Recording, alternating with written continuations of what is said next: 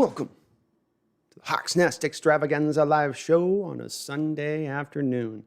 Well, I guess it's probably creeping into Sunday evening for you all out there on the mainland. We still got a little bit of nice sun out here. We're feeling good out on the island. Hope everybody's doing really well. I've got a nice little show here planned for you guys today. We're going to be looking at the remaining free agents that we have available on the board all across the land at every positional group if we can, at least the ones that we're most interested in, right? We're not really going to take a look at quarterback or maybe even running back. I'm not really interested in those positions, but we'll take a look at the ones that are going to be more pertinent to the Seahawks and who they may be looking at. They stand somewhere right now in the neighborhood of, depending on who you ask or where you look, of course, these voidable years and what they add to the mix sort of throw things all over the place. They're somewhere between $7 to $10 million in available cap space with all of the acrobatics that they've done with the contracts this offseason. So this gives us a little bit of wiggle room. Of course, you're going to have to allot a couple million of that to just, probably a little bit of the draft, remaining free agents to fill out the team, et cetera. But there's still a little bit of money to play for. And let's not forget there's two main little hits here that we could go at, two main little pistons that we can start driving into our car, add into the car's engine here, and that is to take some of Bobby Wagner's hit this season, move a little bit of it on down the road a little bit, even if you've got an extra $3 or $4 million by doing some finagling with his contract, that would certainly help. And of course, Russell Wilson at any time, Seattle could. I don't think they've done it yet. I've not heard any report that they've done it yet, but they could theoretically at any point in time convert his base to bonus, his base salary to bonus this offseason, creating another $10 million instantaneously. And that $10 million in the third wave of free agency that currently exists and the free agency that's going to exist going forward. Because you're going to see the cutting, as I've called it, continue to go throughout the offseason, all the way after the draft. You'll see after the draft, teams are holding on to a guy to make sure that they have somebody, and then as soon as they don't, as soon as they've got a guy locked in, they release a guy. We had this happen last year when you had Damian Lewis selected. At the time, you had DJ Fluker on contract. He wasn't an awful player, but he was probably starting to go downhill a little bit. They held on to him just to make sure they had a replacement in play. The second that they did, you're gone. Go on down to the Ravens. So you're going to see more teams doing that as well. It behooves the team not to necessarily use up all of the cap space right now, but to try to keep a little bit of flexibility as we go on into the future, even right up until the season, because you never know who's going to pop up. So we'll take a look at that. I will be interacting with you guys on the chat as much as I can over here. But again, I got a little bit of content that I want to go through on this. I want to take a look at. So bear with me if we don't necessarily get as much into the chat today as far as I'll take a look at some questions and kind of pour through as I can. But I'm just going to lead with letting you guys know right out the gate that it's going to be a lot of me talky probably today. And we're not going to go super long. So Let's dive over in the chat real quick before I get into some of my content. Let's catch up. Just say hey to everybody. Michael, how you doing? TJ, so good to see you, buddy. Good to have you back in the fold. Adrian, how you doing? What's up? Seahawks Network. Yo. My thoughts on Marquise Goodwin. Asked Maxwell. He's a burner. That part's really nice. He's got legitimate speed, and he was a guy that seemed like he was starting to kind of come along as a receiver just before injury hit him, and then you had the pandemic situation strike, and he opted out last year. I don't know, though, that he's a guy that I'm going to be all that interested in. With that said, he's going to be a cheap option. He can do some things that maybe I don't trust him on the fly sweeps enough. He's got size, he's got speed, he's got some receiving skill. He's not just completely hands of stone type receiver that's a burner, but he's also not completely that far off from that either. I probably want to look at other options, and Maxwell look at some of those other options in free agency for wide receiver. But he is a good, I like the guy. He's not a horrible player. Happy Easter to everybody, too. Thank you, Cade, for mentioning that. Forgot that. Randall McDaniel, there he is. Happy Easter. Happy Easter to you, too, Randall. Why do I just hope Seattle is aware of its own weaknesses and does not wait until day 3 to draft a wide receiver. I'm with you a bit on that. Why do I? I mean, some of this is going to be a little bit of a 1, 2, 3 functionality here. Functionality number 1 is that you're able to trade back and not have to drop too far back in order to accumulate the more picks. The key on this, though, as I was saying the other day, and as we will see today as we do the 2-round mock, is that there is a run on wide receivers that sort of makes it to where even in that number 53 range you're picking in the second round, you're looking at a guy that is, he's really touching into that third wave of those wide receivers. Like we're in the third wave of free agency, you're touching on the third wave of draft pick wide receivers at that point. Not the best of the best, not the second best, but the third best. How good do we feel about that? And I think that's a little bit of what they might run into, which will probably force their hand to not necessarily ignore the wide receiver position in the draft, but probably means that getting a guy in the draft, the wide receiver position early on, may be a little bit tough unless they're really willing to stretch on a guy and see a guy that you might be thinking right now, why that guy's a 4th, a 5th, a 6th, 7th round guy, and then they vault him up as their boards because there's a little bit of desperation at play. I hope they don't fall into that given trap, which is the trap you could fall into that scenario, which pushes it back onto where the value is going to be at probably a little bit later on in the draft, unfortunately. I feel where you're at, though, on that, and that's why I think a lot of where they need to do the work on the wide receiver free agents position is in free agency, getting a guy or two out there or looking into the trade market if you can. Can we move a future 5th round pick, not in this draft, to go get a receiver somewhere? Just something maybe a little bit outside of what we might be thinking straightforward. Randall says the nasty nest. That's right. That's right. Get nasty here. Washington Fish Quest. Tell my fictional secretary to clear my calendar. Hawks Nest is starting. Tell her to clear it. Stat. Whoever calls, you don't let them through. I don't care if it's an emergency. I don't want to hear anything about 911. You tell those police they can wait outside. Thanks for jumping in, Washington. I appreciate you guys jumping in on this on a Sunday. On a Easter, you guys could be eating your Easter dinner, stuffing yourselves. TJ's all right, bro. I'm going to GTG. I have to work tomorrow. Go Hawks. Hey, go Hawks, TJ. I appreciate it. I know you'll catch it on replay, man. Thanks for good to get you out and back in. I know you're just getting back. Fish Angel, am I the only one who thinks we can get Rondale Moore? Well, I'll run my mock. For some reason, there's certain times where certain players just sort of dance in my head as far as, I think they'll do that. I think that team would do that. I think that's exactly what that team would do. When I look at the Packers right now on that first pick in the draft where they'll be lying, I see them, and it might be a little early for him given his 5'7" height, because Fish Angel, you're on the mark in the respect of he could fall because of his height alone.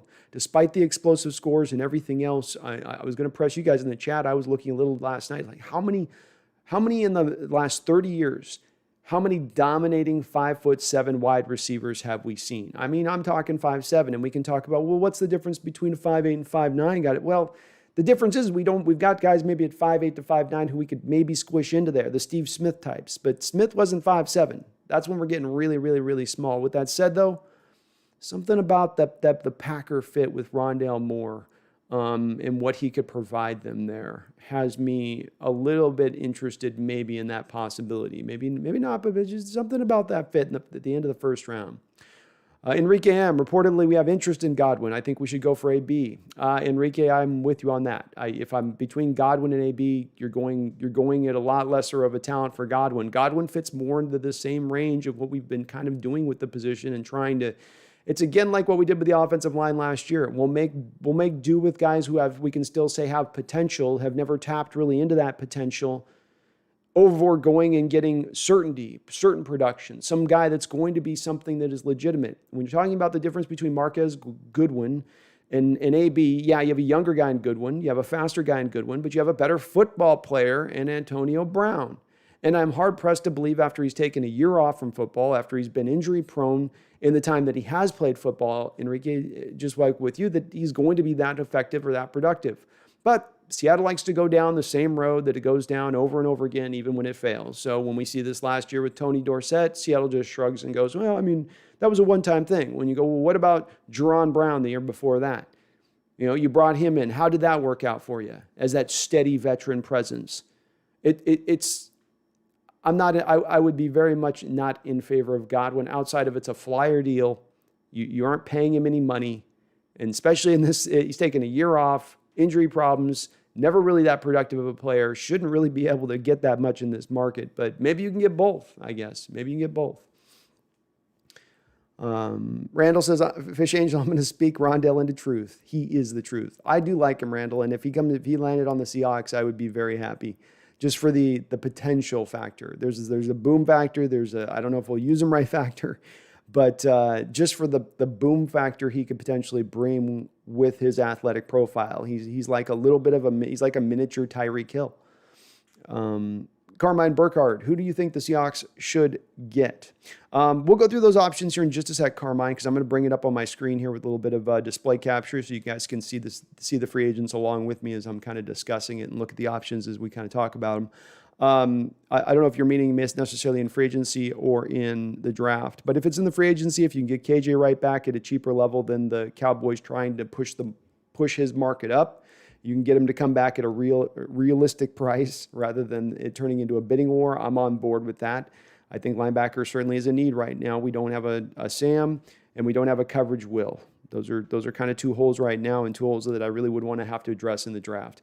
I'd like to see them go after wide receiver, even if they go too deep in free agency, for the aforementioned reasons I was just talking about, being that it's going to be hard, in my opinion, to find necessarily that upper talented level wide receiver when you trade back to the top of the third round. I think a lot of the best are off the board at that point, and you're into the third tier, and all the third tier are around the same as far as talent and potential. So why pick in the early third on that guy when you get a similarly talented guy then in the fifth? So I think that leaves you needing a little more certainty at the position. Certainty I think that they thought they were going to have a little bit more with last year in Dorsett. I hope they don't think they're going to get that with Goodwin, whatever. I'm hoping that I'm trying to turn Marquise Goodwin into Godwin. That's what I'm trying to do there in my own mind. See, that's a little that's a Freudian slip there.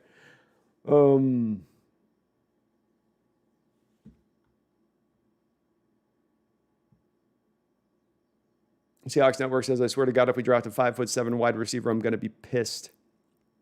I'm not going to be pissed. I wouldn't be pissed, man. I think he's got what you want to get in a draft, which is an upper talented level guy. And you take a guy like Tyreek Hill back in college. Tyreek Hill was basically a running back in college. They didn't know what he could do a wide receiver. It took him a couple years to kind of find his flow but now he's one of the best wide receivers in the game at his size. And it's because he's just so athletically a difference maker out there. But I get your trepidation at the same time. And that, as I spoke about earlier, it's hard to find any history in the last 30 years of guys that are 5'7". And the only reason you can find history of guys that could be 5'7" who are good receivers going back the prior 30 years is that, the average size of the guy on the football field was 5'11 and a half. So it's really not one we see a lot of out there on the field. This year is going to be the year, though, to try to test it because there are a lot of mighty mites in this draft. Maxwell says, should we be worried about the amount of free agents we have next year? Not necessarily. No, not necessarily, because as I'm going to get in and show here, Maxwell, you've got a lot of money to play with.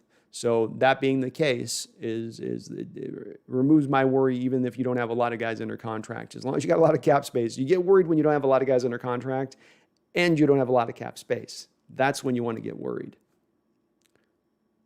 Seahawks Network says, don't draft receivers under 5'9". Well, I'll say this, Seahawks Network, they've only drafted, I think, one guy in their time here. They've drafted two receivers in the 10-year history of Schneider have been under I think, 5'10". And that's going to be John Ursula and Tyler Lockett. So they certainly gravitate towards those 6-foot-tall wide receivers, 33-inch long arms, 4.4 speed, pop.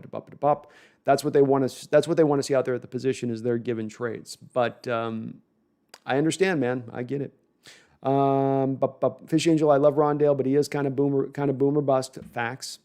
Didn't he get hurt? Also, and I wouldn't mind Marquise Goodwin. He's a speedster who can be a yak monster in the slot, which we need. Well, you're higher on Goodwin than I am, but maybe I need to go back and watch a little more tape than what I remember watching with him. And it just makes me kind of guy, I shrug with him, And again, I don't like just doing the same thing you've done recently, which is you get older guy, you try to get the veteran wide receiver and it's just, there's not a lot to tap into. And that guy who's really like a fourth or fifth wide receiver on the roster that you try to turn into a number 3. I think they've been down that road with that experiment before, and it hasn't worked out all that well. But I do agree with you. He would be a boomer bust guy. There's not as much safety net with Rondale that you have with other guys because of those size limitations. Devin Martzal, is it possible that we're not restructuring Wilson's contract so it would be easier to trade him next year? Ding, ding, ding, ding. I have remained, and I do remain on this stance of things when I look at the situation. I think that one of two things happens this season. Seattle either breaks through the plateau that they've been stuck at, get into a conference championship, and I think it takes to getting to the Super Bowl. I've maintained I don't know that a conference championship is going to be enough to appease Russell Wilson.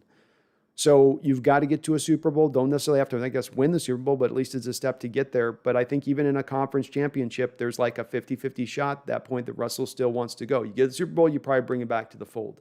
But you fall far short of that. You get to just the divisional round, let's say. I think that even then, I'm going to keep to my prediction that I think that Russell moves on at that point, that he thinks things have been stagnated and he's not happy quite enough at that point. We'll see if I'm proven not or wrong, but I think that there's been some damage done this offseason.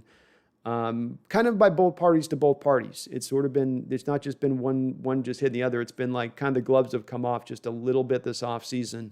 And I think that the fallout for that can still kind of linger and last. And I think that at the end of the day, they had to come to Russell on this and probably just say that, you need to do one more year here, whether you like it or not. You're not going to ask us to take $39 million. And if you don't like it, you can hold out. Russell Wilson's not holding out. So he goes, okay, but then next year you'll move me. And then they went, yeah, next year when somebody gives us the offering, we'll move you at that point. But yes, that money not being moved is a dead-on indicator that Seattle still has an intention to move him, because why wouldn't you want to create $10 million in cap space this offseason, especially if you have the intent of keeping him now throughout the future? If you're looking to keep him essentially beyond just this season. Randall asked, Tevin Jenkins, what do you think at right tackle? Well, I'm sure Randall, that you got a chance to watch. I think it was it Collarman's breakdown on him? But Collarman did a great breakdown on him. I love his film. The thing I like with him, and there's a couple guys like this in this draft with Jenkins, and that is that they're guys that are I can get to my freaking J's, Jesus. And I do think he is more of a traditional right tackle. But he's a guy that's a mauler with brute strength who's also good in pass protection. And usually the mauling brute strength stuff only works for you in the run game. It's not as much. It'll work for you a little bit in pass protection, but then you'll do a lot of that whiffing as you're trying to lay that monster punch on the guy and get him. But as you saw in Collarman's breakdown of him, he's got a lot of refinement and little tricks of the trade that he employs at the tackle position to maybe overcome what might be there as an athletic limitation. He's very similar in a lot of respects to Creed Humphrey like that, in that they're built in that way, different positions, of course, but they build their success kind of off the same fashion to a degree, using that strength and some actual decent technique. He does have a little bit of problem with blitzers, so that's going to give him a little bit of issue, but you put him on the right side, that's why I like him over on the right side, because he's usually got a tight end next to him over on the strong side of the formation. He sometimes loses his feet, but he does got good power. He's got a nasty element to his game. One of the nastier linemen in this draft. Probably plays with as much edge as any lineman in this draft. He's just a finisher. He wants to hurt you. He wants to punish you. I think he could work in his own scheme. I do think that he's maybe going to be a little bit better suited for more of a man-on-man style kind of blocking scheme rather than the zone, movement-based stuff, because that's going to put a little bit of his athletic limitations on point. I don't think he lasts out of the first round. We'll get to my mock here in a second, Randall, but I don't think Tevin Jenkins gets out of the first round at this point.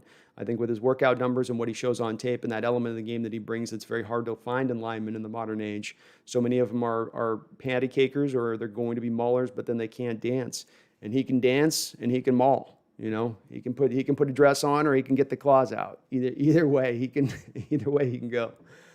Kyle Moki, what's up, man? I hope everything's going well for you. Question, media is now saying we didn't restructure Russ' contract, so now we are trading him next offseason. I am of the belief that we looks like it got cut off there, Kyle, restructure him before the season. Is that true? Thanks, and keep up the good work.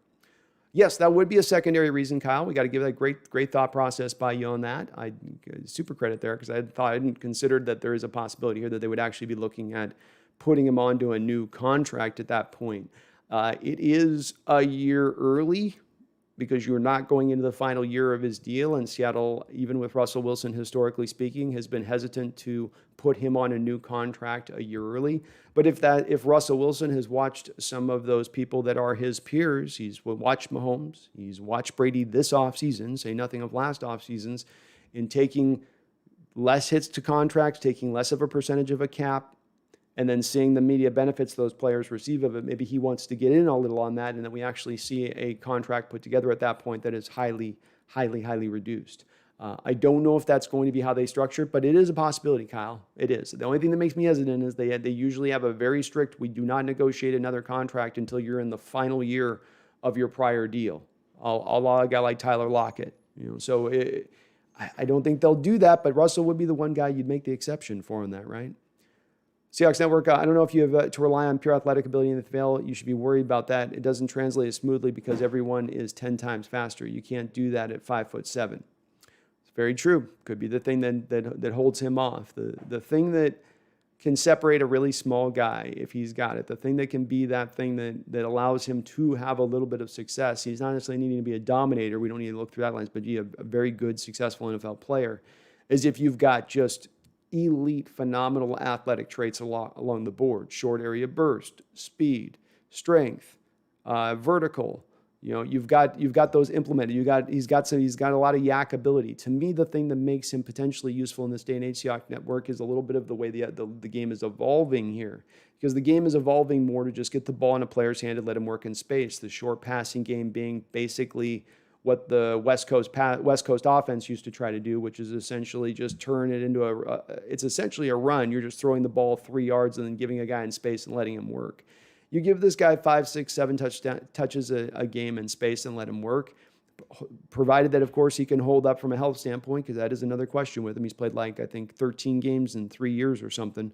But you give him that, the tape shows he's got some special aspects to him in that respect. And a creative offensive mind, in my opinion, a smart offensive coach would know how to get the best out of that guy. Wouldn't need him to just, hey, I need you to line up on the outside and run your route and get open, and if you can't, then you suck. But I'm going to find a way to get you the ball in the hands, because if I do, you're going to come out of this with 5 catches and 80 yards and then three runs and 34 yards. You'll put together games like that. Adrian D., if Brown is out of reach next week, would you think Seattle should pick up Godwin? We'll take a look at it in just a sec, Adrian. I'm going to bounce over here. I'm almost up on the chat. We'll take a look at that in just a sec. But I guess he's an option. I'm not really on. I think you mean Goodwin, by the way, not Godwin. You're doing the same thing I am, Adrian. You're trying to turn Godwin into You're trying to turn Goodwin into Godwin. Seahawks Network. Elijah Moore is faster and taller. He's a couple inches taller. That's true.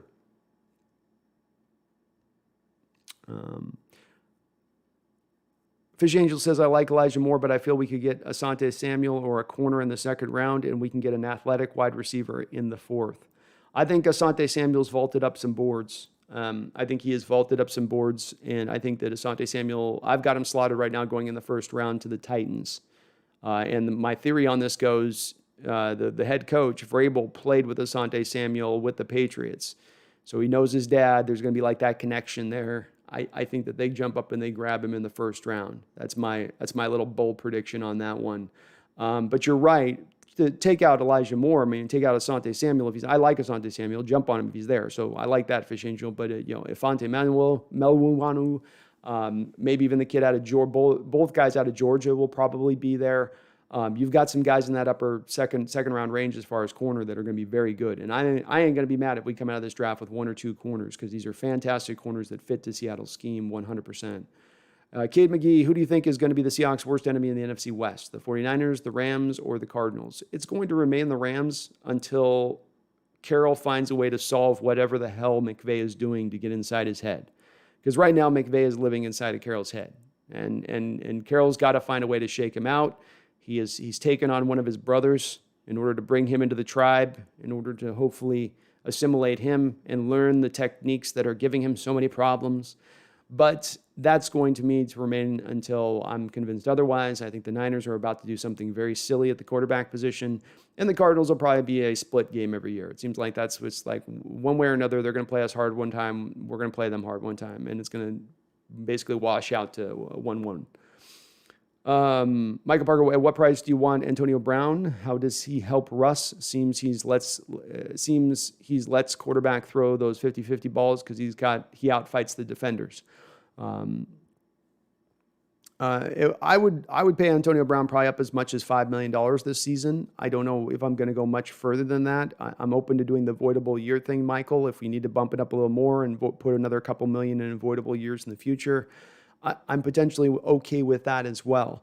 The main skill that he brings into play that I think he still does have that you didn't get a chance to see last year because there wasn't a chance to tap into this skill was just his ability to play off script, which is, of course, Russell Wilson's number one thing, right? He's going to want to play off script. He's going to go into the second read. And if you look at back in the day when Ben Roethlisberger could still move around in the pocket, that was what he would do with Antonio all the time. He'd break free of a guy, throw a guy aside, look 60 yards down the field. Antonio would break off a slant, go deep, and they would eat all day doing that type of stuff. So I think that type of fit with Russell Wilson's skill set would be very divine, number one.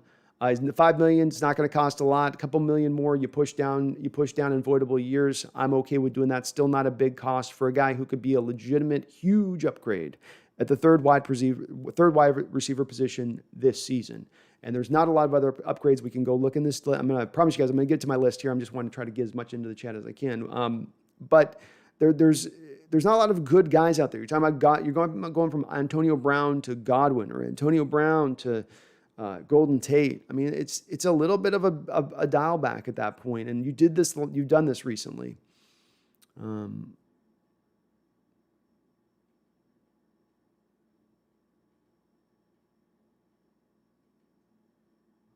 Randall McDaniel, what's up with Josh Reynolds? I believe Josh Reynolds got signed by the Titans, I think.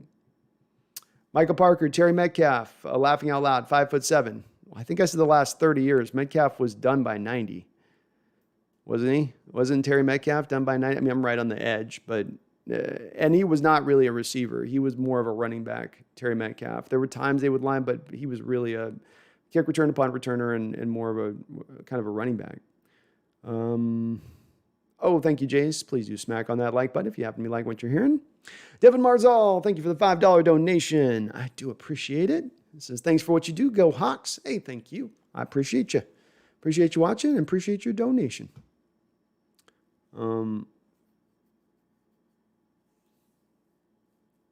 Fish Angel, wait, I just saw Simi fake Hoko. He is 6'4", 220, and he ran a 4.37. If we don't draft him, I'm going to cry. Yeah, there's going to be a lot. The combine number, the numbers into the pro days right now are a little skewed right now, so you got to take all of these with a grain of salt. I would probably add like about 0.07 seconds to any 40 time you see minimum, and some tracks faster than others.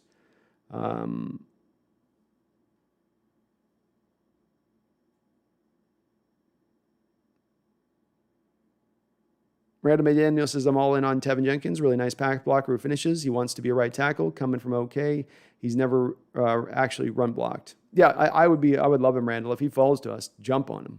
I don't think he lasts out of the first round. And if he lasts out of the first round, he goes early in the second. There are some teams that need some right tackles. So he's going to get picked unless Seattle jumps up for him. John Robinson says, you watched Jalen Darden yet? Man, I wish he wasn't 5'7" too. He might have to make it on special teams. If we got him, if we traded down and acquired 7th rounder, I wouldn't hate it. Gadget master. I wouldn't hate him in 7th round either, John, because he does supply you some special teams valid. He reminds me a little bit of a guy who came out a few years ago named Jakeem Grant. I did watch some tape on him, John, and Jakeem was the same way, same size, 5'7", a guy who could run routes and do things at the college level, but just not enough size at the NFL level to get it done at that point. But he has gotten in there a little bit. I will say this about Grant. He's come along a little bit over recent years at times, providing some receiving threat for them to a degree. But as a end around guy, as a kick returner, punt returner, 7th round with what he gets, I loved him. He's right next to, I would put him, John, Darius Toney as far as his juking ability at the wide receiver. His yak ability after the catch is phenomenal. The guy's just great footwork. Might have the best feet in the draft as far as just, this guy's like lived his whole life on a ladder, one of those ladders you put on the ground where you're just running those drills you see these guys run. That's what he looks like when he's running his after the catch stuff. It's just like, he just gets around guys, jukes guys. I can see why you liked him a lot, John. He's one of the funnest wide receivers to watch in this draft, Jalen Darden. But again, it remains, it's the same problem that's going to pop up for him. It is going to pop up for Elijah Moore, Rondale Moore, Tutu Atwell. There's a collection of guys, Dwayne Eskridge. There's a collection of guys in this draft that are really, really, really, really undersized like never before, but then also really, really, really talented. Randall says Tyreek Hill turned into what Devin Hester was supposed to be. Facts. And Devin might have turned into it too if he was in the modern age and they actually embraced him becoming a wide receiver earlier on, where they still tried to think to keep him at corner for a while. But he could easily have been that. UE2K, Cordell Patterson in free agency, big, versatile, can block on and can play running back. Jet sweeps, kick returner, should be cheap. Sign me up on that one too. I've always liked me Cordell Patterson. Going back to college on that guy. He was a 4.37 guy at the combine coming out. And so those numbers are real. Those aren't these pro day numbers. And I think he's just another guy. Just find a way to use him. He's a guy with some talent. Just find a way to use him in your offense. Fish Angel, you're going to find a friend in UE2K because he says, I wouldn't mind Ilir I can't say his name, Smith Marset or Josh Imar Tahar Hebe, that's what I'm calling him, or the speedsters like Tutu Atwell or Anthony Schwartz. I still haven't seen Anthony Schwartz. God, I got to get on his tape. I either want a big physical receiver or a big fast guy who can be a yak monster. Yeah, I probably haven't watched Schwartz yet, admittedly. I'd probably lean towards Bebe, but Marsette's got some intriguing stuff with him too. So 2K is going to love seeing that. You got two of his guys in there, Fish. John, if you're going to get someone that's short, you might as well get Darden way later. He's the most elusive guy I've ever seen. He is. It's the hashtag slow feet don't eat. I think that's his that's Darden's catchphrase. If an NFL player can have a catchphrase. I think we should add anyone else to our offense or defense. Yes, and we'll get in that a little bit. I'm gonna go over here in just a sec. I'm almost up on the chat, I swear to God. Not a lot of news today, AI out there. So today we're gonna be diving into a little bit more of the remaining free agents, looking at who's available on that and doing a mock here soon. So it's been, we do have a little bit of room to make in free agency, about 7 to 10 million in free agent dollars right now as it stands. Fish Angel, I love Yak. I love Yak too. It's very important in the NFL. It's becoming more and more important in the NFL as we go on. It's where the game is gravitating towards. John Robinson says, I keep doing PFF drafts and Raduns is almost always available. Is he worth the 56 pick? I would take him. I would take him there, John. It's one of those, it's one of my phrases. Like, yeah, it's meat and potatoes, baby. That's going to work, like it's going to fill you up. It's going to get the job done. Talented lineman now in the future, plays both tackle position potentially. Like it. Can't stick around, says Flag. Have a good night. Hey, you have a good night too. Happy Easter to you as too well, Flag. Randall says, if we liked Phil Dorsett's 2020 production, let's sign Marquise Goodwin. Facts. UE2K, Seahawks need to change the trajectory of the team. If not, move Russ and start over. Agreed. Seattle wins 2 playoff games since 2021 and all is healed in the world. I think it'll help. That might be the bare minimum on it. Tommy Eden, is there any reason why they would wait to convert Wilson's bonus? Any advantage to doing it after the draft or later in the year? The only reason that you would wait to convert the bonus at this point that I can think of, unless you guys have another indicator on this, would be number one, you're looking to trade him next year, and so you don't want to increase the bonus hit to next year. You want to move that sucker down off the 39 peak it's at this year and take it on down to the 26 mark. It would be due to cost you next year. So that would be one reason, and that's a bummer reason. The other reason would be is if, as someone had just mentioned above, props to, I just lost Kyle, I believe. The other reason would be that you would look to sign him to a contract extension, which I think is a little bit less likely. I can't think of any other reason why you wouldn't be doing this at this point, Tommy, because it would free up that kind of money that you could have at your hands. Kyle says, I can't watch Seahawks Daily anymore. They have no clue what they're talking about. Said our D-line isn't good and that it isn't going to restructure and will leave next season. Sometimes it's a little rough on that one. They're just kind of, I'm not going to say the clickbait thing on that thing, but it's a little baity sometimes with stuff.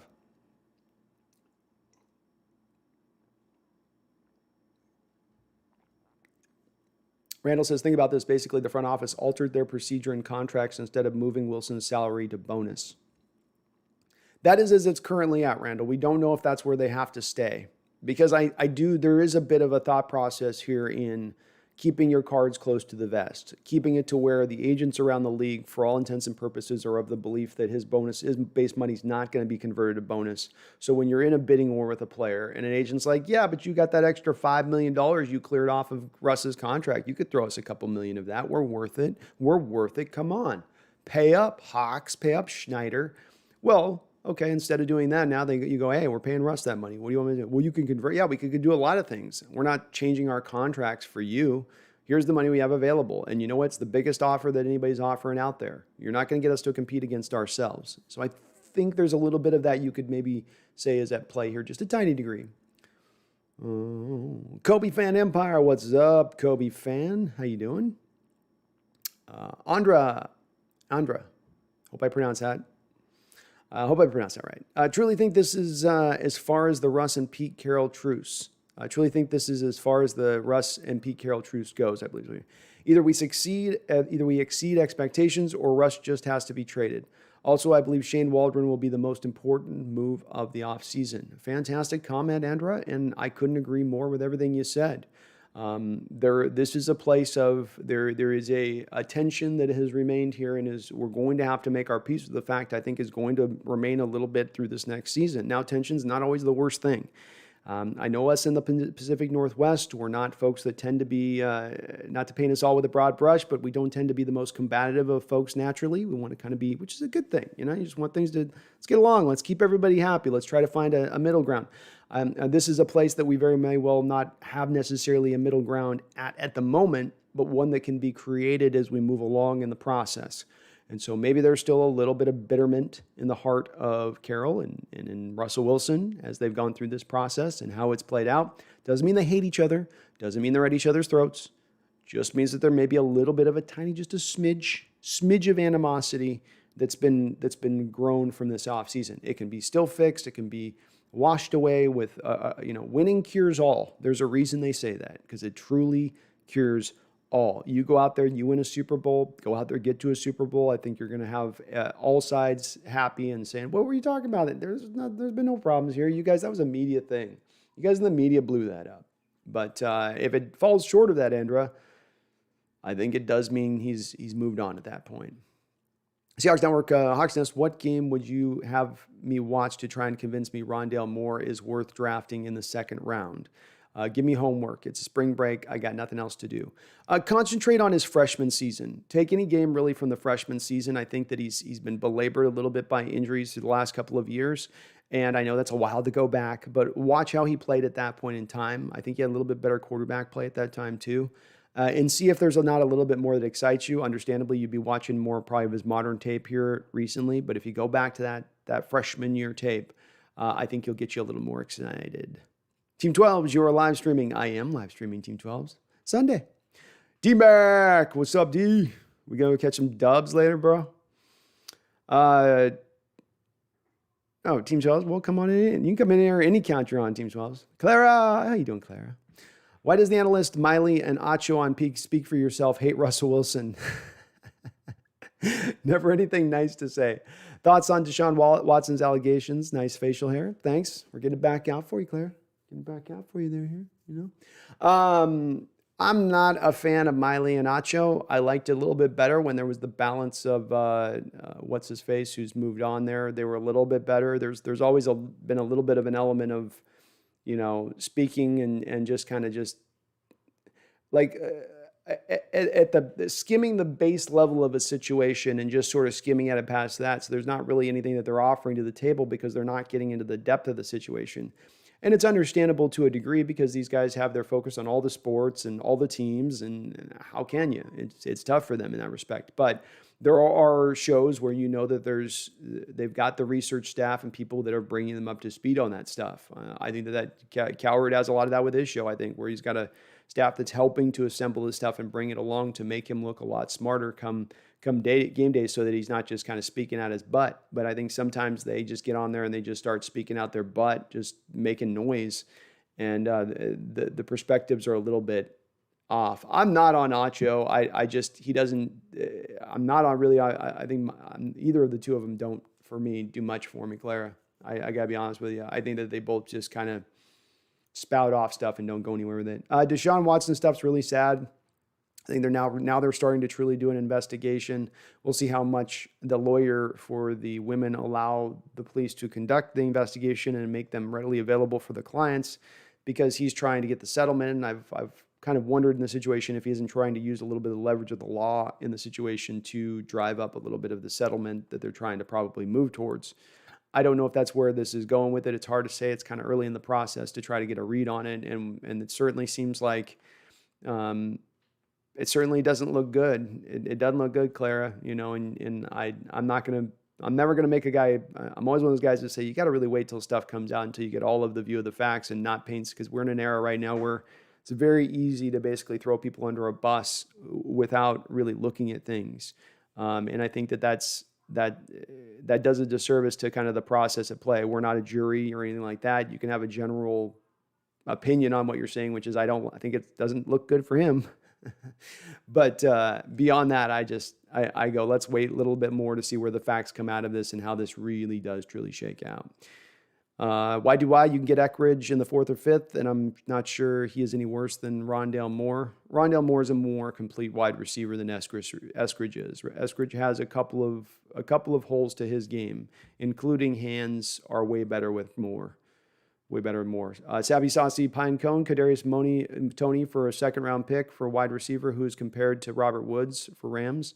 That's a very good comparison. Happy Saucy. He's a little better after the catch than Robert. Robert is a bit better as an outrunner, a lot better as a route runner than Kadarius Toney is, frankly. But he is going to be an early 2nd-round pick. He's going to be a good one. I would love to have him on our team, measured out 6 feet tall. So there's actually a little potential with Kadarius where he's not just entrapped in the slot, where maybe you can use him a little bit more on the outside because of that. I would love it if we could find a way to get him, but I think Sappy, he's going, I think, early 2nd round. Thank you, Jace, for mentioning that. Please just smash on that like button if you happen to be listening or watching it right now or watching on replay. I do appreciate it. Insanity Mixes, our 2nd-round pick should go to center. That's where I'm going with it. You'll see it in my mock draft. I continually go back again and again and again and again to Creed Humphrey. I think Dickerson will be the first guy off the board in front of him. I think that lands you Humphrey in your lap. I did a couple games of just looking at him last week just to get another final look, just to make sure on him, and I'm cemented in. I'm locked in. I'm locked in on that Creed. My Creed is Humphrey. So I would love to see them go that route, and we should all be very excited if he is the name they call in the 2nd round. Of course, this is the Seahawks, so nobody that you mock to your team in the Seahawks prior to the draft is going to your team. You will be missing on basically every pick. You can write that down. Adrian Dees is kind of sad the kids who are like 6 foot aren't exploring sports. Today, you need to be at least 5'10" to be looked at. Even with the extreme hard work and dedication, a 5'6" man will not be looked at. It's true. It's true. I mean, hell, this was at the quarterback position where for years you couldn't be a 6-foot quarterback. They've started to open that a little bit. I mean, there's a room to open it here. But it has been the way that it has played out. That is for sure.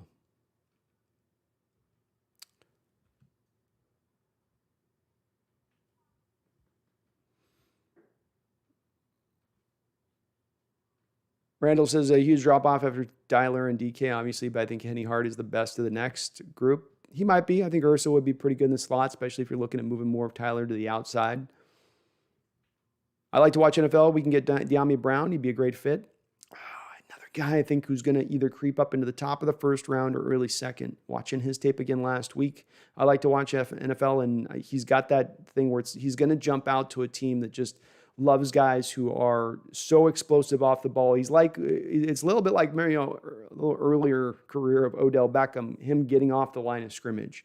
Just the way the first 7-8 yards just eats up those 8 yards. I'm not talking about necessarily just the speed, but just even beyond just that quickness, but that initial incredible burst. And he can he freaks out those cornerbacks with it. They got to stay in off coverage, and then he's got these routes he can pair off on the out route and the comeback where it's basically stealing for him all day because the corners are completely worried about the deep ball constantly, which he ran so often at UNC.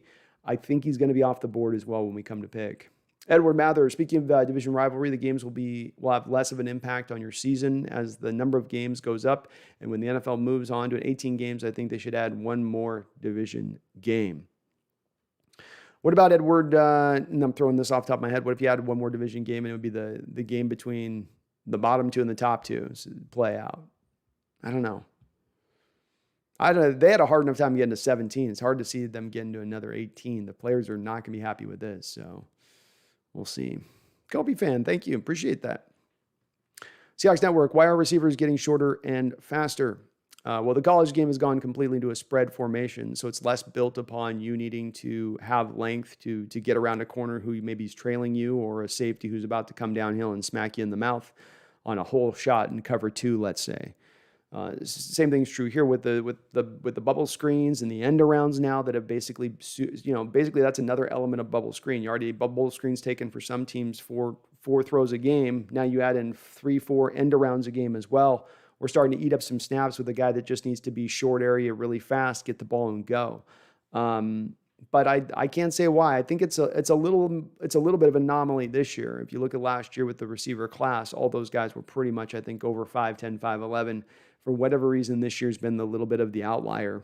I can't say exactly why. Just that's the way it's shooken out this year. Jeffrey Nicholson, how you doing? Says plenty of short receivers. Cole Beasley's 5'8". You just got to elevate your game, find a skill that makes you special. That does help. And there are guys at 5'8" that have been able to get it done. The 5'7" thing, though, Jeffrey, is when you look at, man, 5'7", though. He's an inch shorter than Cole. And that's where we're trying to pontificate on who's been a 5'7" receiver since 1990. Let's name one 5'7" wide receiver who's not been a star, but just been highly productive as a 5'7" guy. I would put Beasley in that group, but he's an inch taller. And maybe this is a line of demarcation here, where you get below 5'8", you're in that 5'7" mark, and you're just too tiny. It's like in baseball. If your fastball can't get up above 85, nope, can't do it unless you're throwing knucklers.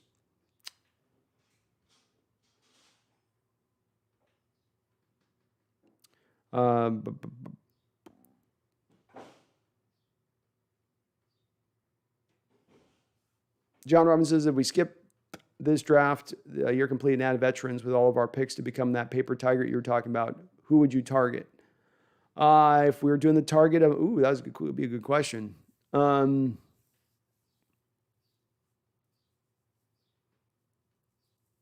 we were to trade out, who would be my target? I'd have to think about that, John, but it's a great question.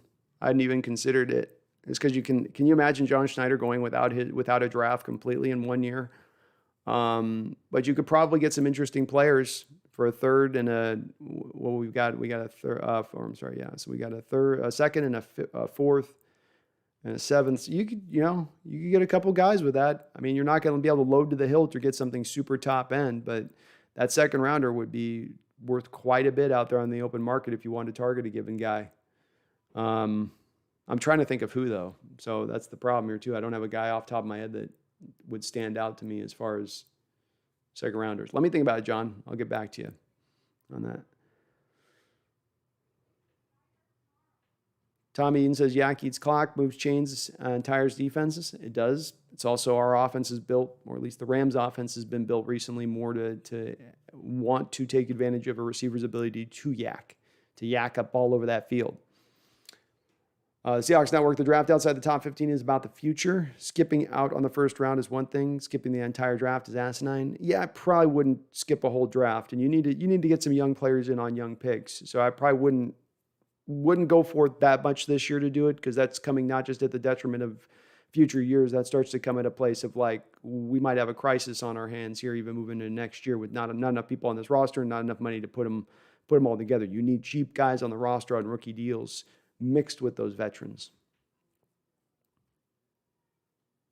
I believe, we only have 3 picks as we stand right now.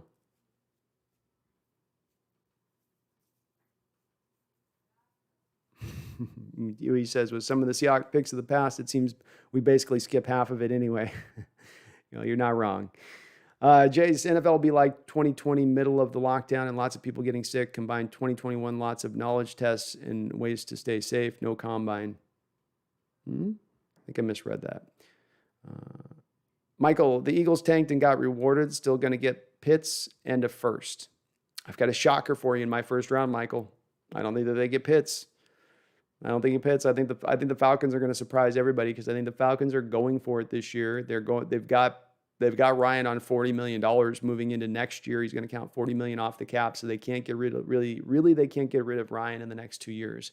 They've bought back down on him. I've got them taking Pitts in a shocker. And yeah, I know they've gone to the position early and often recently in the draft, but Julio Jones gets injured every single year. He's beaten up all the time. Their other wide receiver hasn't been a complete picture of health, I don't believe.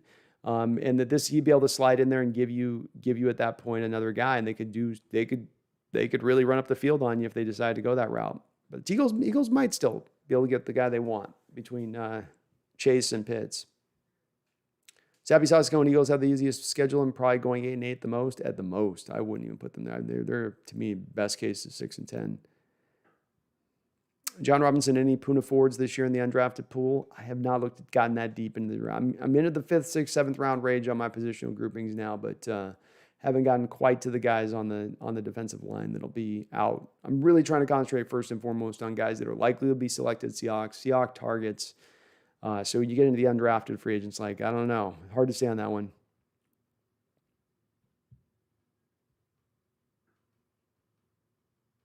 Pitts is a freak of nature. Yep, absolutely. Pitts is legitimate hype with him. I still like Jamar Chase just because I like him probably a little bit more. I like him in that respect. And so much of Pitts is going to be how you utilize him and where you utilize him to make sure you get the best. But he can do all. He can do it all. And I think he's going to be a real good player in this league. I don't know if he's going to be the next preeminent tight end in this league, but I think he's going to be a real good player.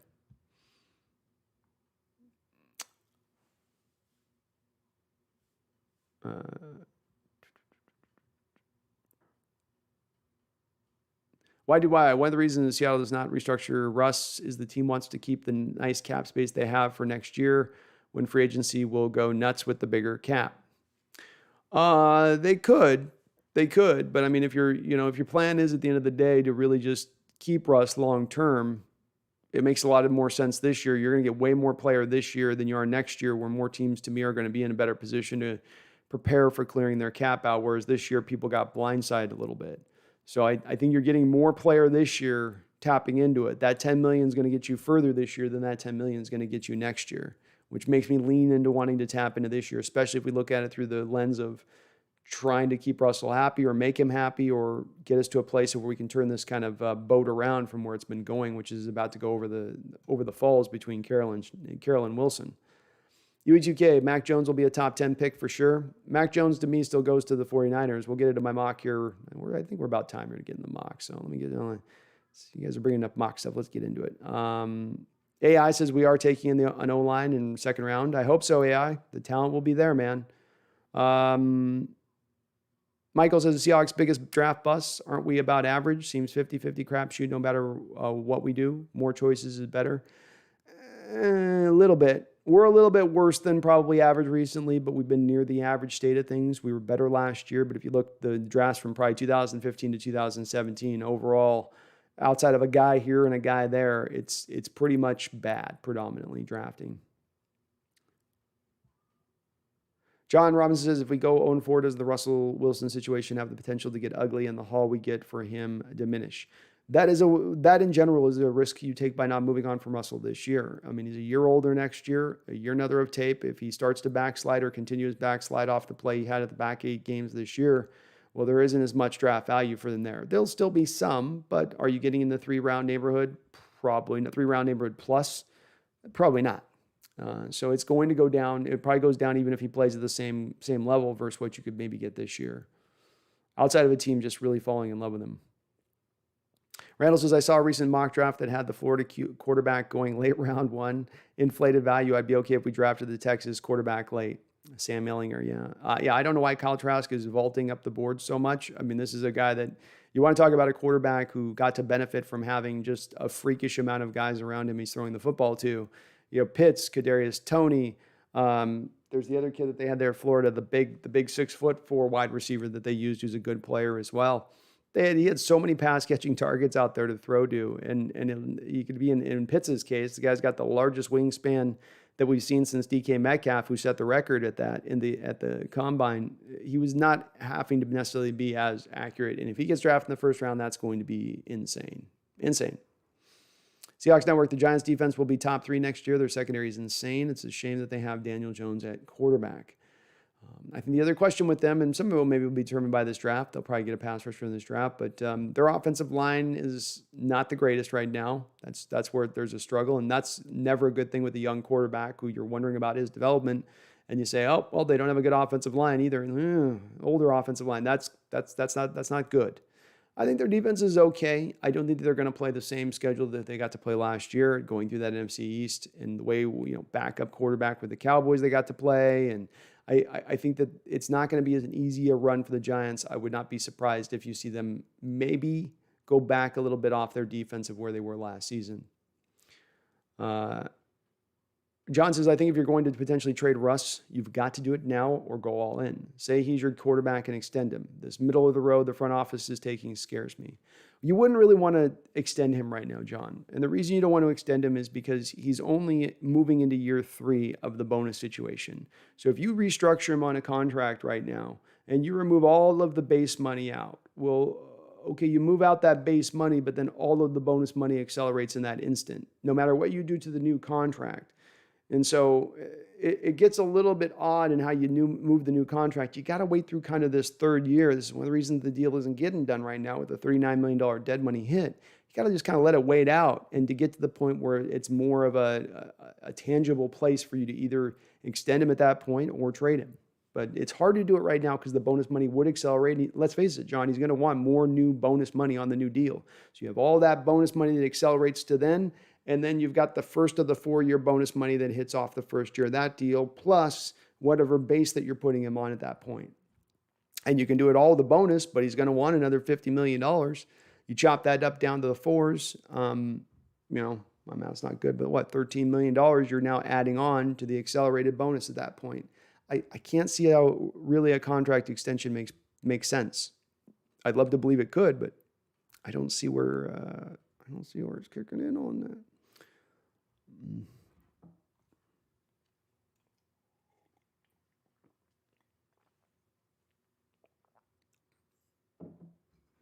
Maxwell says, hard to say Creed will come to us because John is most likely trading down with the 56th pick.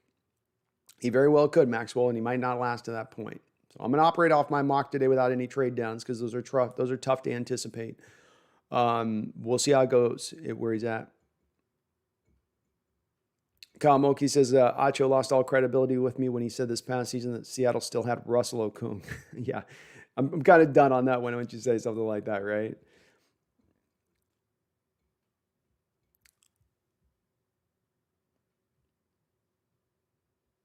John Robinson says, speak on Deontay Smith, 6'4", 305 left tackle with guard versatility and 35-inch arms and super athletic. BYU. Brady Christensen, I think they have sleeper written all over them. Well, Christensen was a guy who got the job done. I mean, he's one of the reasons that Wilson looked as good as he did last year and just not giving up any pressures. So I have not looked fully enough. I just kind of watched Brady a little bit as a once over. I have looked at Smith, though. Deontay Smith, like you said, he's athletic for his size. I mean, as big a guy as he is, he shouldn't be able to move as well as he does. He's carrying a lot of weight with that 6'5" frame, but he actually does well with it. He can get a little bit overpowered, which is a little bit of the downside of that. We're 6'5". I was expecting him to do a little bit more of a mauling job, a little bit more of a I'm going to dominate you physically because I'm just bigger than you because this is college thing. And that didn't always show up. But speed rushers are going to struggle against him. He's not a guy that's going to give up the edge because he's got that athleticism. So because he's got that size and you're undersized as an edge rusher, he's going to neutralize you. So it's going to be those power guys, the bull rush type guys. Carlos Dunlap would give him problems. A Von Miller type he would actually do relatively well with. So he's probably got to stay on the left tackle side because of that. You can't put him to the right side where you're going to deal with more of the 5-tech types that are more of the bigger body dudes over there. You want to keep him on the blind side because of that. He handles inside and outside moves equally well. You're not going to counter inside. He's got no real flaw to his pass protection. Game comes downhill well, locks guys out. Loved what I saw from him in that angle of things. Again, you see his movement to the second level in those times that they asked him to do it. Obviously, he's usually heads up over defensive end, but every once in a while you'd see him go down there and lay a lick down on a linebacker or look for a safety. He certainly could do some pulling stuff if you wanted. All the movement-based stuff we're going to want our linemen going forward, he could do. Athletically, you could probably find a lot of similarity between him and Dwayne Brown. I mean, he's probably got longer arms. Dwayne was probably a little bit more of an athletic freak because Brown was really, really freaky coming out. But if you're talking about looking in the third or fourth round for him, John, I'm okay with it. In the second round, it's probably a little bit early for my guy, Deontay. But I know why you like him. I like him too. BJ says, are there 5 guys you would love to see the Seahawks draft this year? Well, I guess I'm going to build within your question, BJ, because I'm guessing that you're meaning like being realistic, right? Like I can't just say like, I want Jalen Waddle, I want Jamar Chase, I want Kyle Pitts, So, okay, so we got to be realistic and we say, okay, let's say we trade back in the start of the third round. And then we've got at that point an extra, we got a 4th, let's say we get another 5th then back in the 6th. And let's say we got 4 picks at that point. So it's hard to get at the 5th point. Maybe one way or another, we make it happen. But let's go with, I'm going to go with Creed Humphrey. He continues to be the guy that I'm fixated on at the center position for whatever reason. He's a guy we just love to have. I think he's an improvement over Posick. And he helps to just continue to upgrade an offensive line, which I've made since the start of the season, BJ, my biggest priority this offseason for our Seahawks. When we get into the 4th round now, as we're getting a little bit deeper, and Creed might not be available there in third, but I'm just operating like he is. This is my magical draft, so I get to operate in Magic Land, Fantasy Land. If we look at in the 4th round, man, this is a good question on this one. I would probably look at seeing if you could pick up. I would be drawn to. I'm thinking this through just a little bit. Yeah, you sure would like to see a receiver there at that point if you could get one in that 4th round. It's like, who's going to be available? Not much at that point. So it's hard to pick there at that point in the 4th round. God, man, I'm going to have to think about the other 5 guys I would love to see because I'm trying to be realistic about this, BJ, and not just go crazy town and say, well, I'll take this guy and that guy. If things just fell just right a certain way. I like Israel Mukumu from South Carolina. I think he's like a Brandon Browner type. You could put into this defense. It'd be very interesting out there at corner for you. Kind of a natural guy in that respect. I think we got Jalen Darden in 7th round, like John said. I think he'd be a fun cat in this offense potentially, especially just as low end as he's a kick returner, punt returner kind of guy for you. So I dig him quite a bit. Would be a guy in that 6th round range. If you get 2 corners in this draft, that would make me really happy, BJ. That's been one thing I've been also really getting on is just come out of it with 2 corners. Come out of it with Paulson Acebo maybe in the 4th round and then Mukamua in the 5th that you picked up. You've got maybe 2 starting cornerbacks moving on in the future really cheap. I think that'd be as much as anything the thing I would gravitate towards wanting. But if not Creed Humphrey at that first pick, if he is indeed off the board at that point, I'd be happy with going, David Moore, Grambling, Kendrick Green from Illinois would be interesting in that spot. I'd probably angle off of center then go to guard at that point. That's where I think the value is. Randall, your fixation with Wayne Gallman has no end. I love it. I love your commitment level to Wayne Gallman. So seriously, why hasn't anyone signed Wayne Gallman? I don't know, man. They just don't know what you know on him. U2K, smaller players will increase their roles as more colleges are added to NFL playbooks. League becoming more and more getting great players the ball in space like college. I think it will to a degree, UE2K. Let's keep in mind, too, we got the width of the field with the hash marks in college and how that does affect giving you that extra space to a degree. But it does seem like we've seen for years now the college game kind of does bleed up into the NFL eventually in one way or another. What wide receiver options do you think will be left at 70 to 7? You're probably looking at, let me get my thing up here.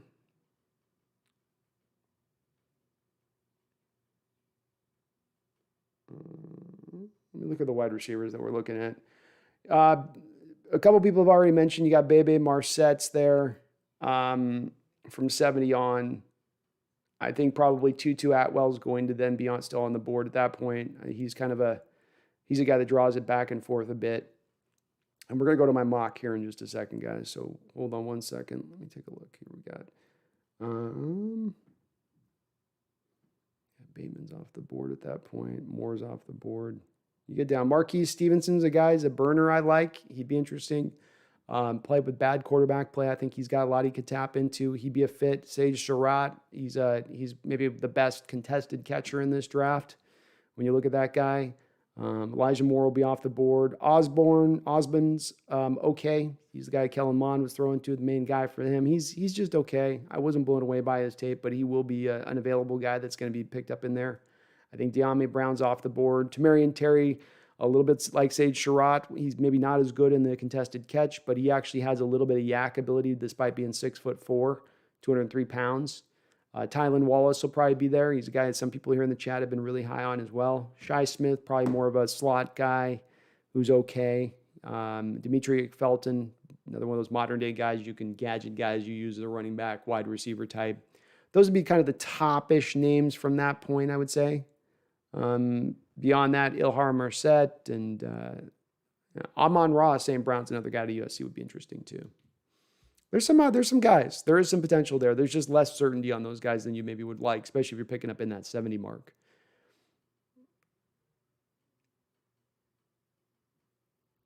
Randall says,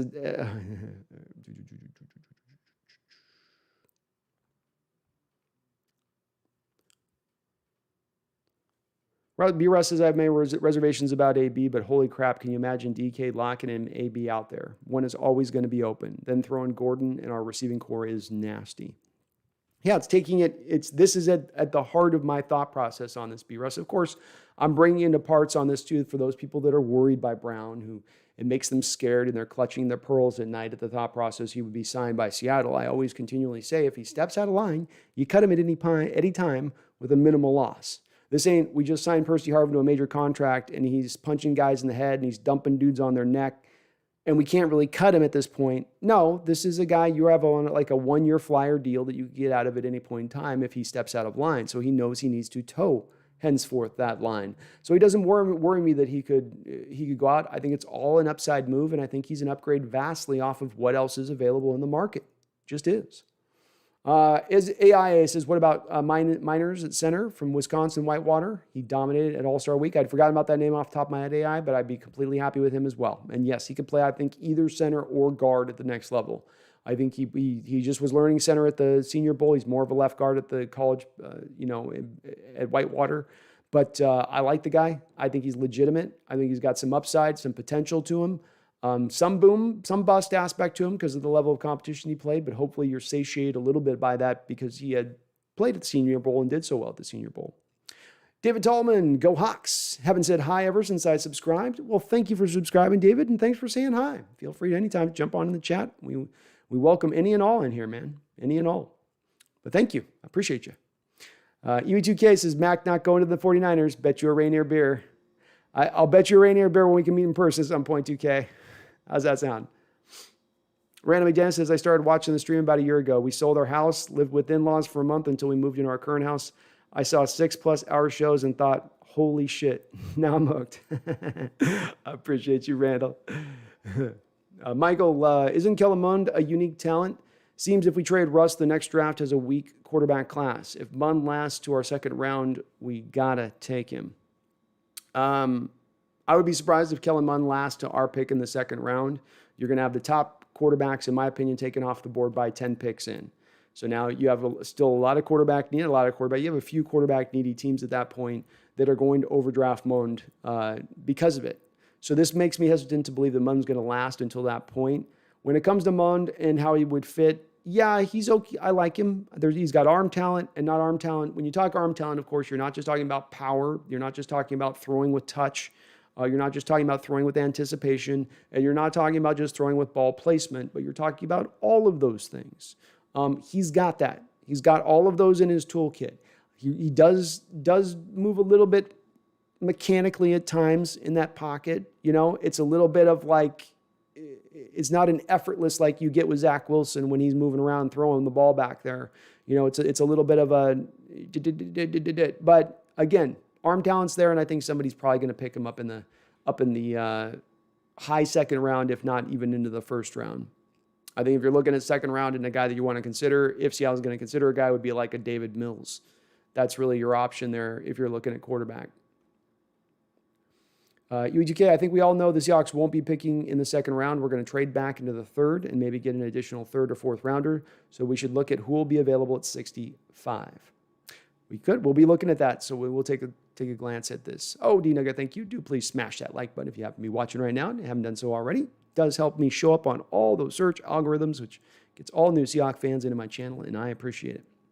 Superdog, first off, go Jags. I was wondering who did we need to have a good O-line to protect Russ? We're going to get into that. We'll get into that because we're going to do it in the draft, I think, Superdog. And go Zags. Congratulations to them. That was a hell of a game the other night they played on that. And, man, what a finish. What an insane finish. Terrell Suggs' cousin holding it down for the Gonzaga Bulldogs. Who would ever thought? Michael Parker says, I hate the 17-game schedule. Would rather have more preseason games. Some talented guys never get reps otherwise. It's how they get discovered starting in the preseason. It also helps them for development, doesn't it, Michael? Because there's not really an NFL developmental league. They're trying to kind of get one going, but they don't really have one yet there. This would kind of give them that, but I think people are going for less preseason games than more preseason at this point, because of it. Did I get this far back already on that? Okay.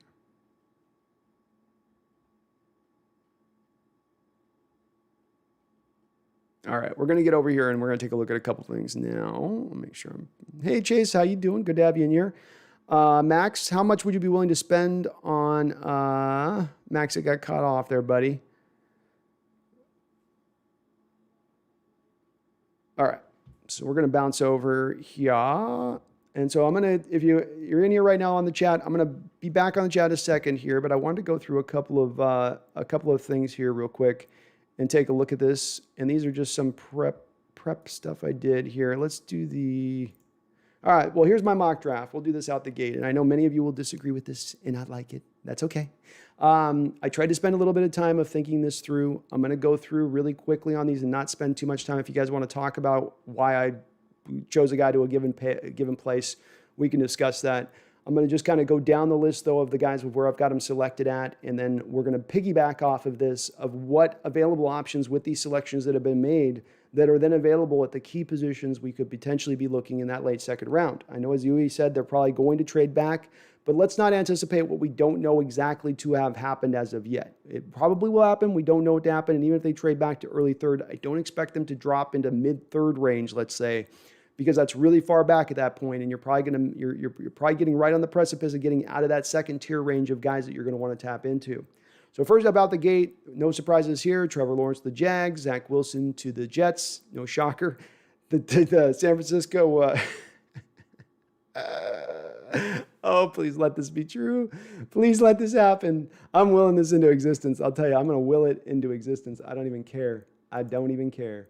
So I've got that. I do have the 49ers taking Mac Jones out of Alabama. Their answer to Tom Brady or Kirk Cousins. I do have Atlanta shock in the world with Kyle Pitts. They're going for it this year. I know they need help out on the defensive side of the ball, but I think they're just going to try to create the super offensive juggernaut to get there because they can recognize that they can't create really the defensive juggernaut because they don't have the parts and pieces to do so. This also gives them a little bit of a hedge for Julio's injury situation. Jamar Chase, he's been locked into the Cincinnati Bengals for a while now. They seem pretty much on him. I've got the Dolphins licking their wounds on this one, thinking they were going to get Kyle Pitts, but instead they're going to have to settle for Jalen Waddle. He's basically like an upgraded version of Ruggs, who went last year before anybody else. This guy's better version than Ruggs. He, I think, has an ability to play on the outside and the inside. Again, get him the ball, just get him in space, let him work. He's a bigger guy. I think he goes up ahead of Devontae. Then you got the Lions. They need wide receiver help. Lost Golladay. Here you go, Devontae Smith. Next up, we got the Carolina Panthers, both them and the Broncos. These are no-brainers. They're sitting there clapping up and down, just happy, joy, as they're going to be looking at Carolina gets Justin Fields out of Ohio State, and the Broncos get Trey Lance, who's a reasonable comparison to almost John Elway-like in just his overall playability, and what he is as a player. Cowboys have been long locked and stocked and dropped into Mr. Patrick Surtain, so I've got them going back to the Alabama corner situation as last year.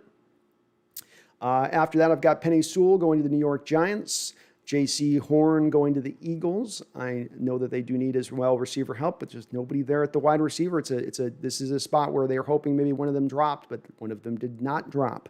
So they're going to get locked in on taking a corner, I believe. I've got the Chargers taking Rashawn Slater as they continue to get Justin Herbert some more help there and beef up that offensive line. Jason Owe is the first pass rusher off the board for me to the Vikings. Why? Because the Vikings had a lot of success a couple years ago going after a very talented but raw pass rusher, a young pass rusher coming out of college, one by the name of a Daniil Hunter.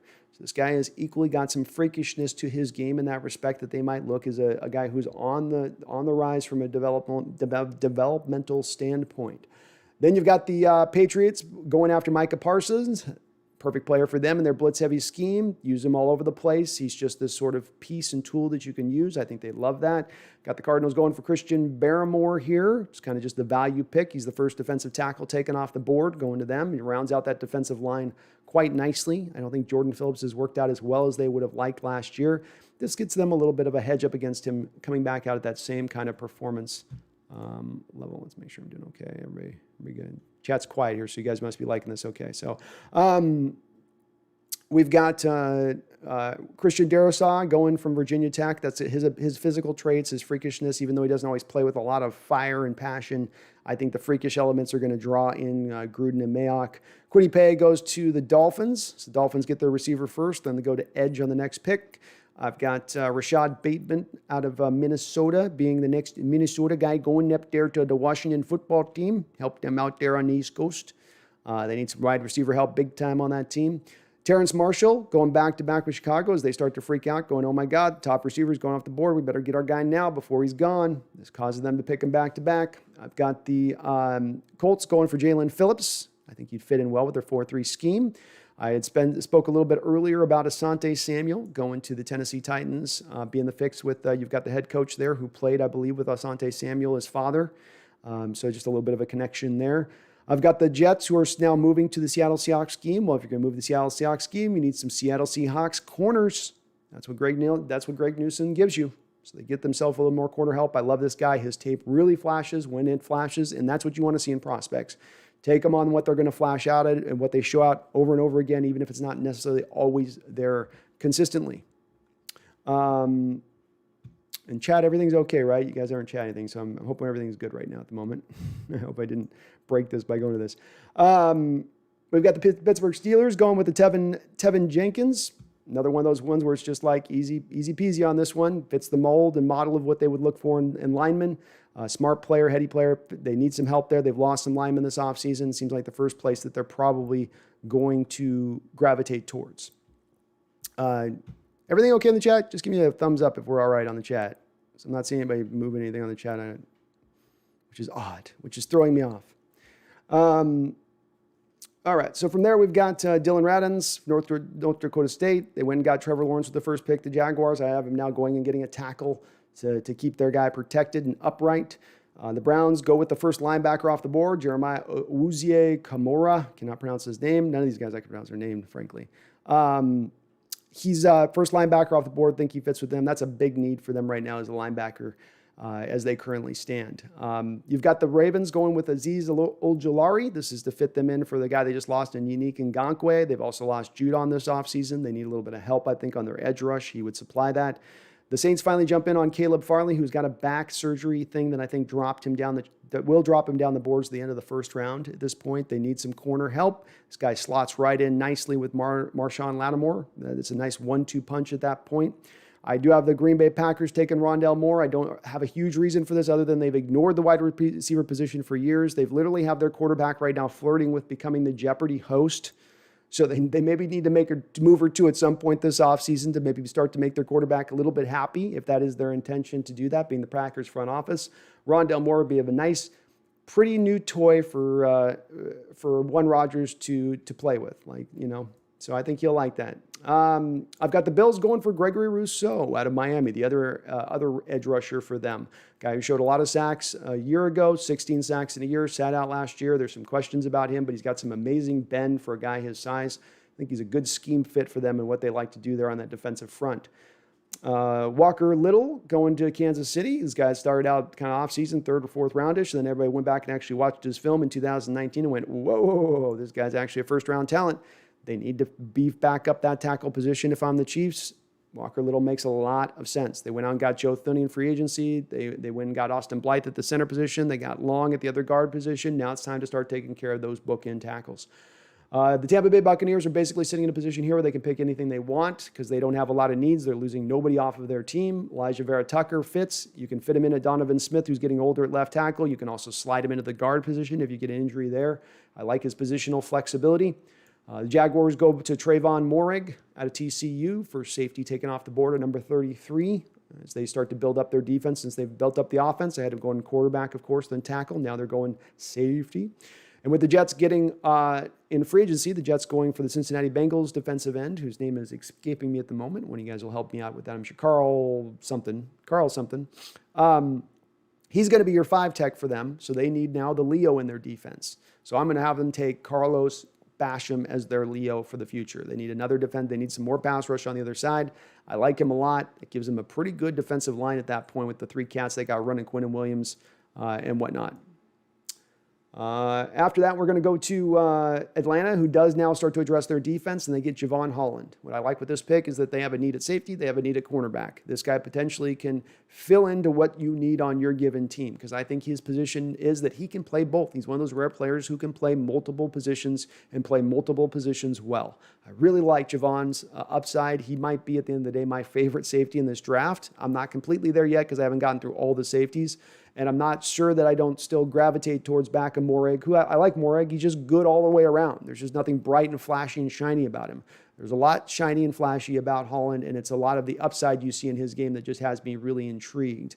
From here, I've got Miami going for Javonte Williams out of North Carolina. This kid's phenomenal, 20 years old. I believe he had offers to like Harvard or something, super smart, just tapping into what he's going to become. Broke more tackles last year in college football than any other running back. He is the real deal, still young, not all that tread taken off the tires like other running backs like a Najee Harris type that you have. I think that they like him. Then they've got him with a nice 2-1-2 punch there running back now between the two of those guys. Just a pick I think that I just kind of jumped out as I was looking at it. From a value standpoint, it made the most sense. Kadarius Toney finally goes off the board to the Eagles, and the Eagles go, whew, we almost missed a wide receiver again in this draft. So they get themselves Kadarius Toney. Will be a nice fit for them. Can go inside, outside at that point for them. Of course, I had them having to go a different way with the cornerback on their first pick because they got stuck a little bit there. Bengals go for Ronnie Perkins. They lost their Carl something or other. I forget, what is it? Carl Lawson. They lost Carl Lawson this offseason, so they go for Ronnie Perkins. So I think Ronnie Perkins is great, kind of an underrated defensive end here in this draft. He's not getting as much hype as he probably should be because maybe he doesn't have some of the big size freakishness of the Jalen Phillips or Rousseau type, but he's still a really good player, really solid. Carolina Panthers go for Elijah Moore. They lost their slot corner this year in free agency of the Washington football team, so now they get another slot corner replacement. They've yet to grab theirs. They need to get theirs. Let's go. Thank you, Alex, for telling me Lawson. Yeah, sometimes these guys' names just slip my mind. I can't place it. The Broncos go with Samuel Cosmi. They finally got some great play out of their left tackle after years of him looking like a bust, but they do need some help over at the right tackle position. I think Samuel Cosmi could eventually maybe handle left tackle at the NFL position. There are some athletic worries with him, some concerns, and whenever you get a left tackle who's got some athletic concerns, who's a great mauler in the run game, you know what the first thing you look to do with that type of guy is? You put him over on the right side because he's usually going to deal with a lot less pass rushers who are going to have that twitchy edginess to him. They've got the tight end that can help them out a little bit on some of their limitations, maybe in pass rush. He's going to be okay there, I think, because of that at that point. It's a good fit for them. They've got a good couple of pair of bookend tackles for Drew Lock now. Well, not Drew Lock going the next season. They have Trey Lance. So they're setting the stage for Trey Lance very nicely for a young quarterback at that point. Lions go to Zaven Collins.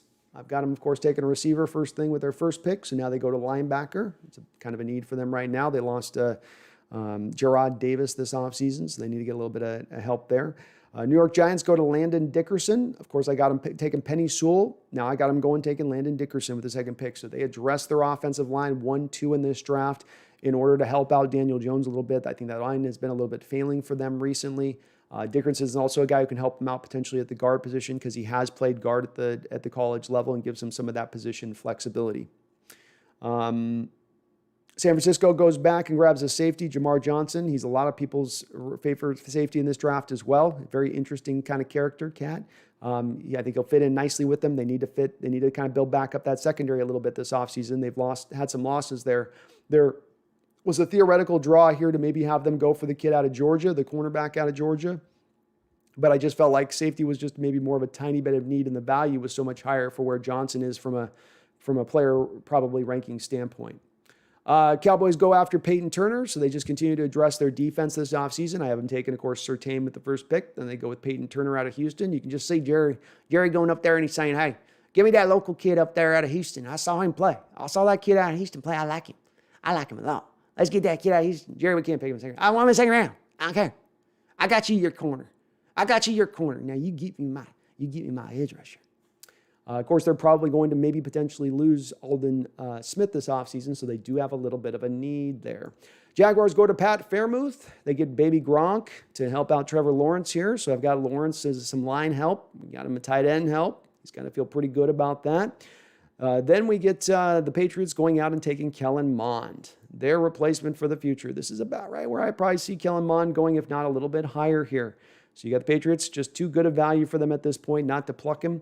I feel like they like his upside. He can play now a little bit behind Cam Newton as they let him roll. Fits in well for them at that point. He fits to the model of quarterback that they've tended to gravitate towards a little bit, not ever really looking for those upper end guys necessarily. They haven't been in a position to grab one, but they've never really looked at it as a measurable that they're looking for.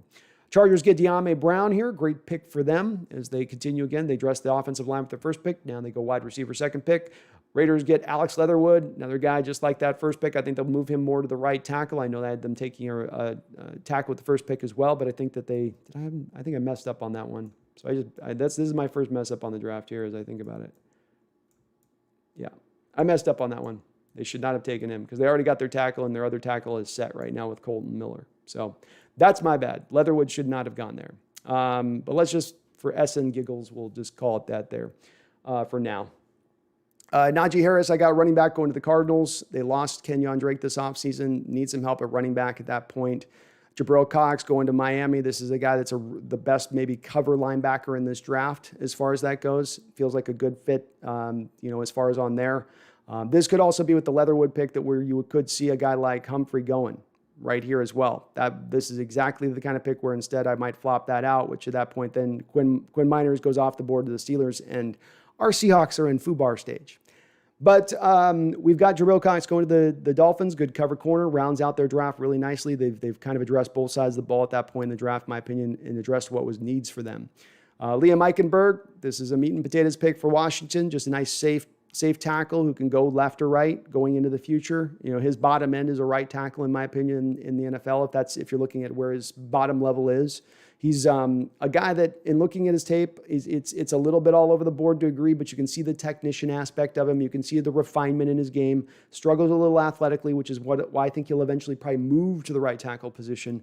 But he gives you that depth, and he gives you an ability to come in and play some left tackle out the gate and be okay in that realm of things.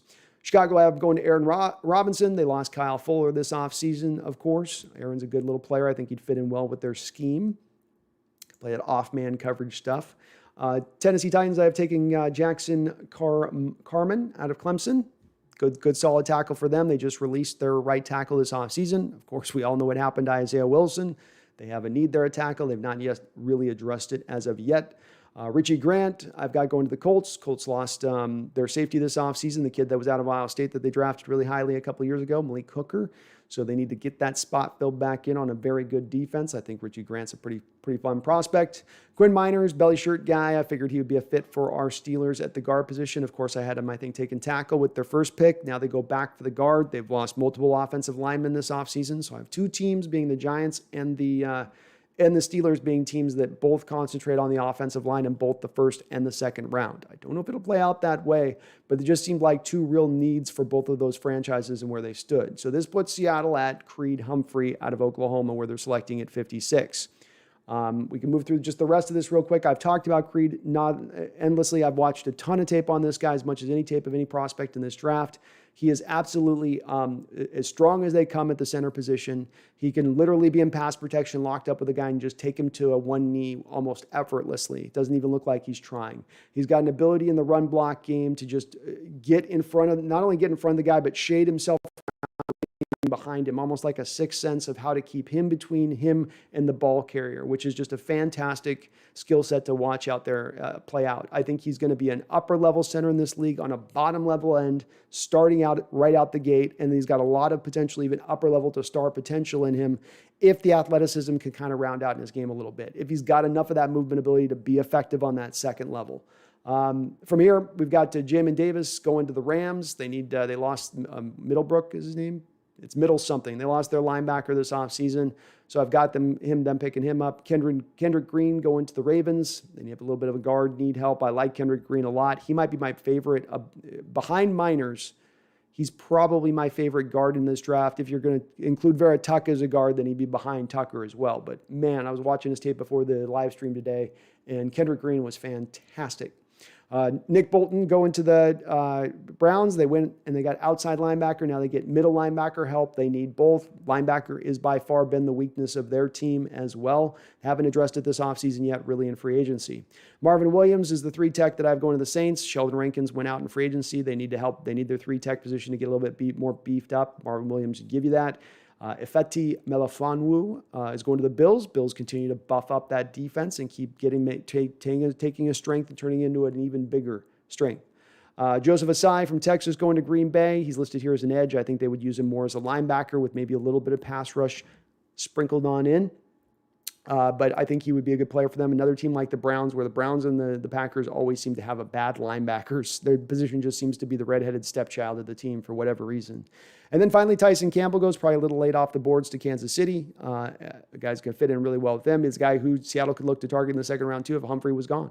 I wouldn't be hating that. I like that guy's game a lot. Big corner. He would fit within Seattle's mold. He'll fit within what Kansas City does as well. And then Alec McNeil. You have last year major injury to one of your defensive tackles on that line, and then you got Ndamukong Suh, who you're bringing back, who's pretty old.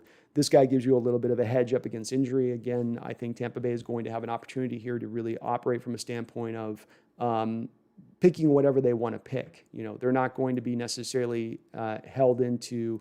So we'll see what you guys think on the draft here. Let's see what you think. Okay, good. We're good. I just want to make sure you guys are being good and quiet. I love it. You guys let me just talk, so it's cool. I love the Jerry Jones impression. I'll give you some more, Jerry. I'll give you some more, Jerry. I want to win. I want to win, Steven. I want to win today. I want to win tomorrow. But I want to win today. You give me that chance before I die. There's this bit out there. I'm going to get sick any day and going to win. I'll give you that all day long on that.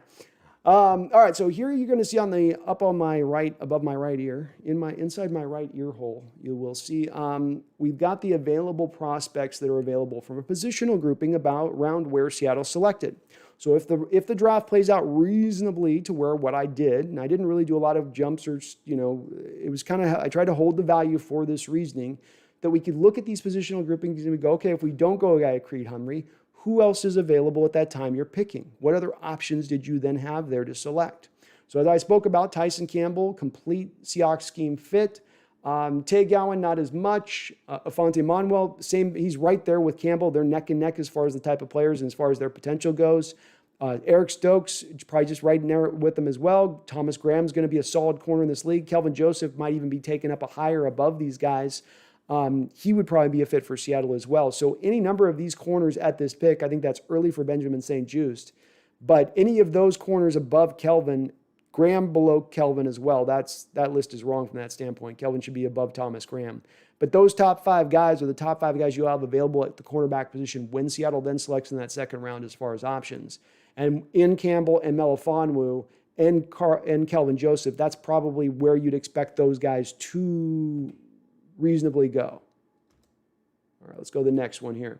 This is going to be what you're looking at guard and interior offensive linemen. If not Creed Humphrey, if Quinn Miners is off the board, then these are the guys that you would have available. Wyatt Davis, who I think is a right guard. Kendrick Green, who I was mentioning, I like a lot at left guard. I wouldn't hate that pick at all. He'd be good.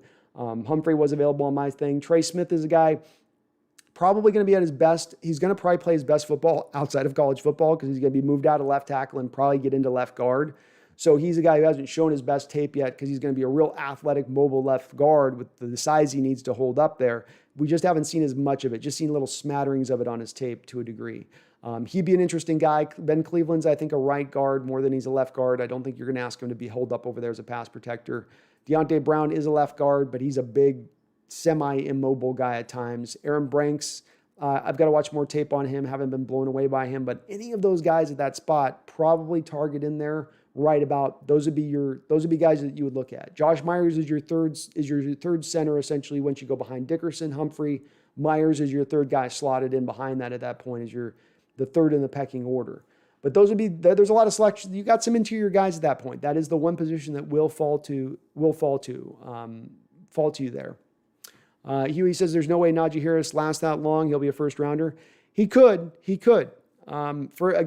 gone through trends in recent years. The valuation of running backs and being picked in the first round it's hard for them to get in there. And when you look at needs this year and when you look at the talent of this draft, it's so built towards other positional groupings. I think you'll have so many teams that don't have a need at running back. There's not a lot of teams with needy points of running backs. There's a lot of teams with running backs stacked up too deep, like you have with Tampa Bay. So it's one that I don't know if I'm right or wrong on, but I think he's going to at least push into the second round. Randall McDaniel says, how does Humphrey compare to Unger? Unger was more a mobile guy. He was a guy that for his size moved really well. They're both very good in pass protection, but I would say for two different reasons. Unger was better in pass protection because of his feet. Humphrey's better in pass, or not better, but they're equivalent in pass protection. Unger for what he could do with his feet, Humphrey what he can do with his arms. Because when Humphrey locks into you and starts delving out his power on you, he's going to bend you over. He's going to turn you sideways. And that's not what Unger's game was. He was going to more just be able to move with you where he's mirroring you and you're not going to get around him. And he's so wide, Unger was, it was just naturally hard to get around him. I think that you could make the argument that maybe Unger would be just a smidge better in pass protection, and Humphrey's game is that he's got a little upside to be a bit better in the run blocking game of things, but because of his power. But with that said, they're very close in their overall upside to the type of player that they're going to be and what their strengths and weaknesses are. So here we got, let's go to the next one here. So next one we've got are going to be the tackles now. This is the guys that are going to be available when Seattle selects around the second round, who I would think are available as potentials. Jalen Mayfield, fun prospect, athletic as hell, a lot to like about his game. He's a little like Deontay Smith. They're very similar in that respect.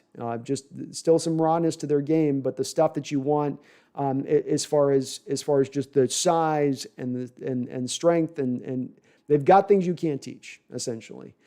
Brady Christensen, got to watch a little more tape of him, but this is right around. He's probably going to be more of a third round guy. Hudson's right there too, where he could be a second to third round guy. Another guy in Hudson I really like. He's in the same mold of Mayfield and Smith. Just athletically, all you could ask for in a tackle. All you could ask for. The refinement's missing. You're going to get some whiffs and whatnot, but Senior Bowl, Hudson was really good, and I'd expect him to be right in this margin of thing. I think with Smith and Hainsey and Brown, these guys, those are more third-roundish guys.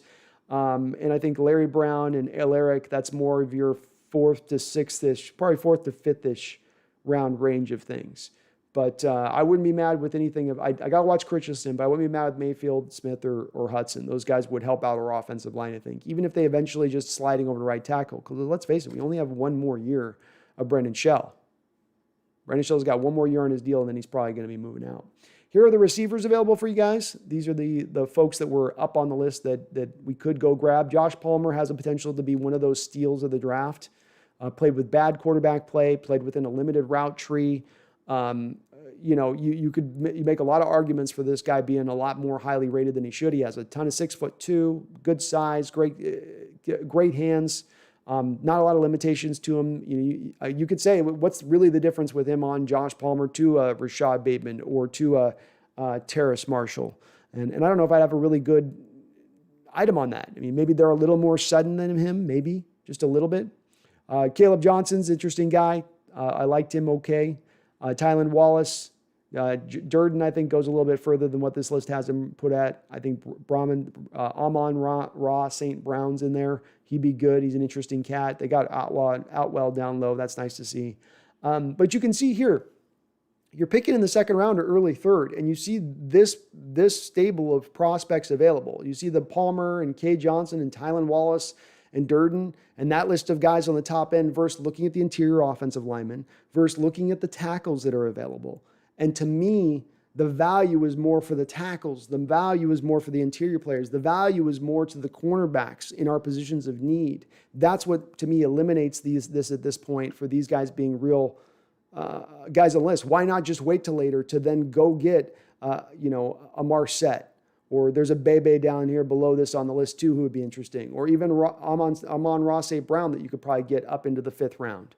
Those guys are going to be similarly talented to what you're getting in a Tylan Wallace or a Caleb Johnson, in my opinion. That's kind of interesting. Let me know what you guys have any questions on that. And we're going to get to one other thing here in a second. So make sure I catch up on the chat though. As far as your impersonations go, Brando, random Minnesota guy, and Jerry Jones. Well, thank you. Oh, thank you. It's my best impression. I can't do Marlon today. I don't have enough juice to do Marlon today. I gotta get the cotton in my balls. I need my cotton balls. Where's my Franco? Where's my Fredo? I can't do it. It's not good today. It's a little clunky today, Rand. Rodney Breshno, what do you think of Russ Wilson's trade to Philadelphia? This is a weird one, Rodney, right? Some now out of left field, we hear at the 11th hour that Philadelphia is jumping into the fold on this Russell Wilson trade talk and that they're looking to try to establish a package to trade for him.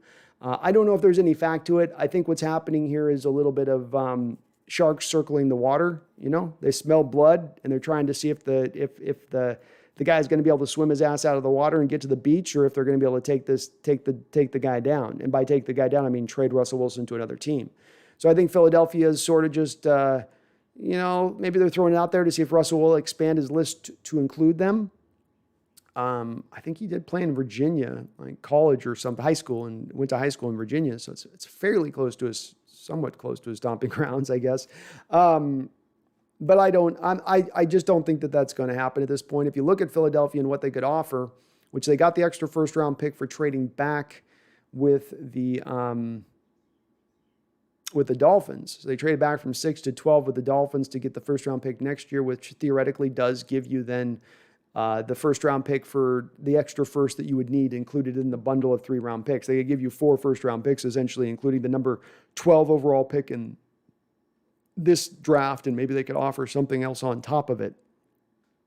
But then the problem comes into play, as we saw in my mock draft. The top 4 quarterbacks are off the board by that point. The top, say nothing of 4, yeah. We got Lawrence, Wilson, Fields, and Lance are gone. So now you're Seattle sitting there, and you can't take Kellen Mond there. You can, trade back and collect picks at that point, and maybe eventually you take Kellen Mond. But I don't think Seattle feels good about that situation or considers Kellen Mond their pathway to the next quarterback, because they didn't consider it the pathway to the next quarterback when the Bears were offering their 1st round picks, where you could have gotten Kellen Mond at number 20 in overall anyway, if you wanted to go that route. So I don't think that the move's happening still, and I think that this is just Philadelphia trying to shake the trees a little bit. UE2K, Josh Myers is a good consolation prize at center. Love Aaron Banks, and he's big enough to play offensive tackle. He is a big boy. I like Myers too. I think he's boring and safe. He's boring and safe. But he's good. He's solid. There's not a lot to pick away at his game, Huey. I can't knock a lot about him. I think he'll be a good player at the NFL level. Banks, I got to watch more on. I was watching some more tape last night, doing some film breakdown on the left tackle there for Notre Dame. I'm blanking on his name right now. But I was watching a little bit of Brooks. He wasn't doing the greatest in that game against Clemson. But yeah. Tommy Eden, Alaric Jackson, Iowa. I like Alaric.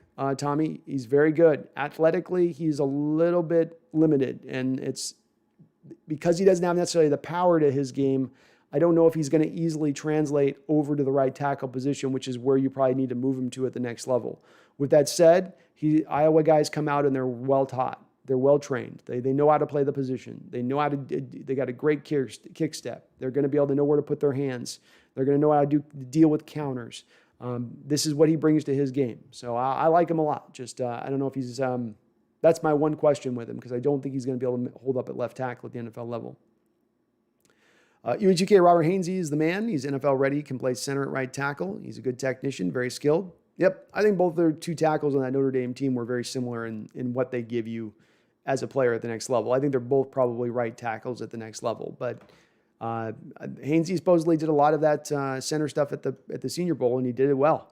So if he's got that in his game and he gives you that flexibility at that point, that's true position flexibility if the guy's really done both coming in the NFL level versus a guy's been doing one thing throughout his whole college career, and then you have him try to do something completely new from the jump when he walks in the NFL doors. Michael Parker, I didn't see any Huskies. Did I miss something? I don't have Joe Tyron going up in my list, but that's just because there's been enough of edge rushers who have graded out on the pro days at an equivalent level. But both with him and Levi, both of them are going to go into the early third, if not the late second.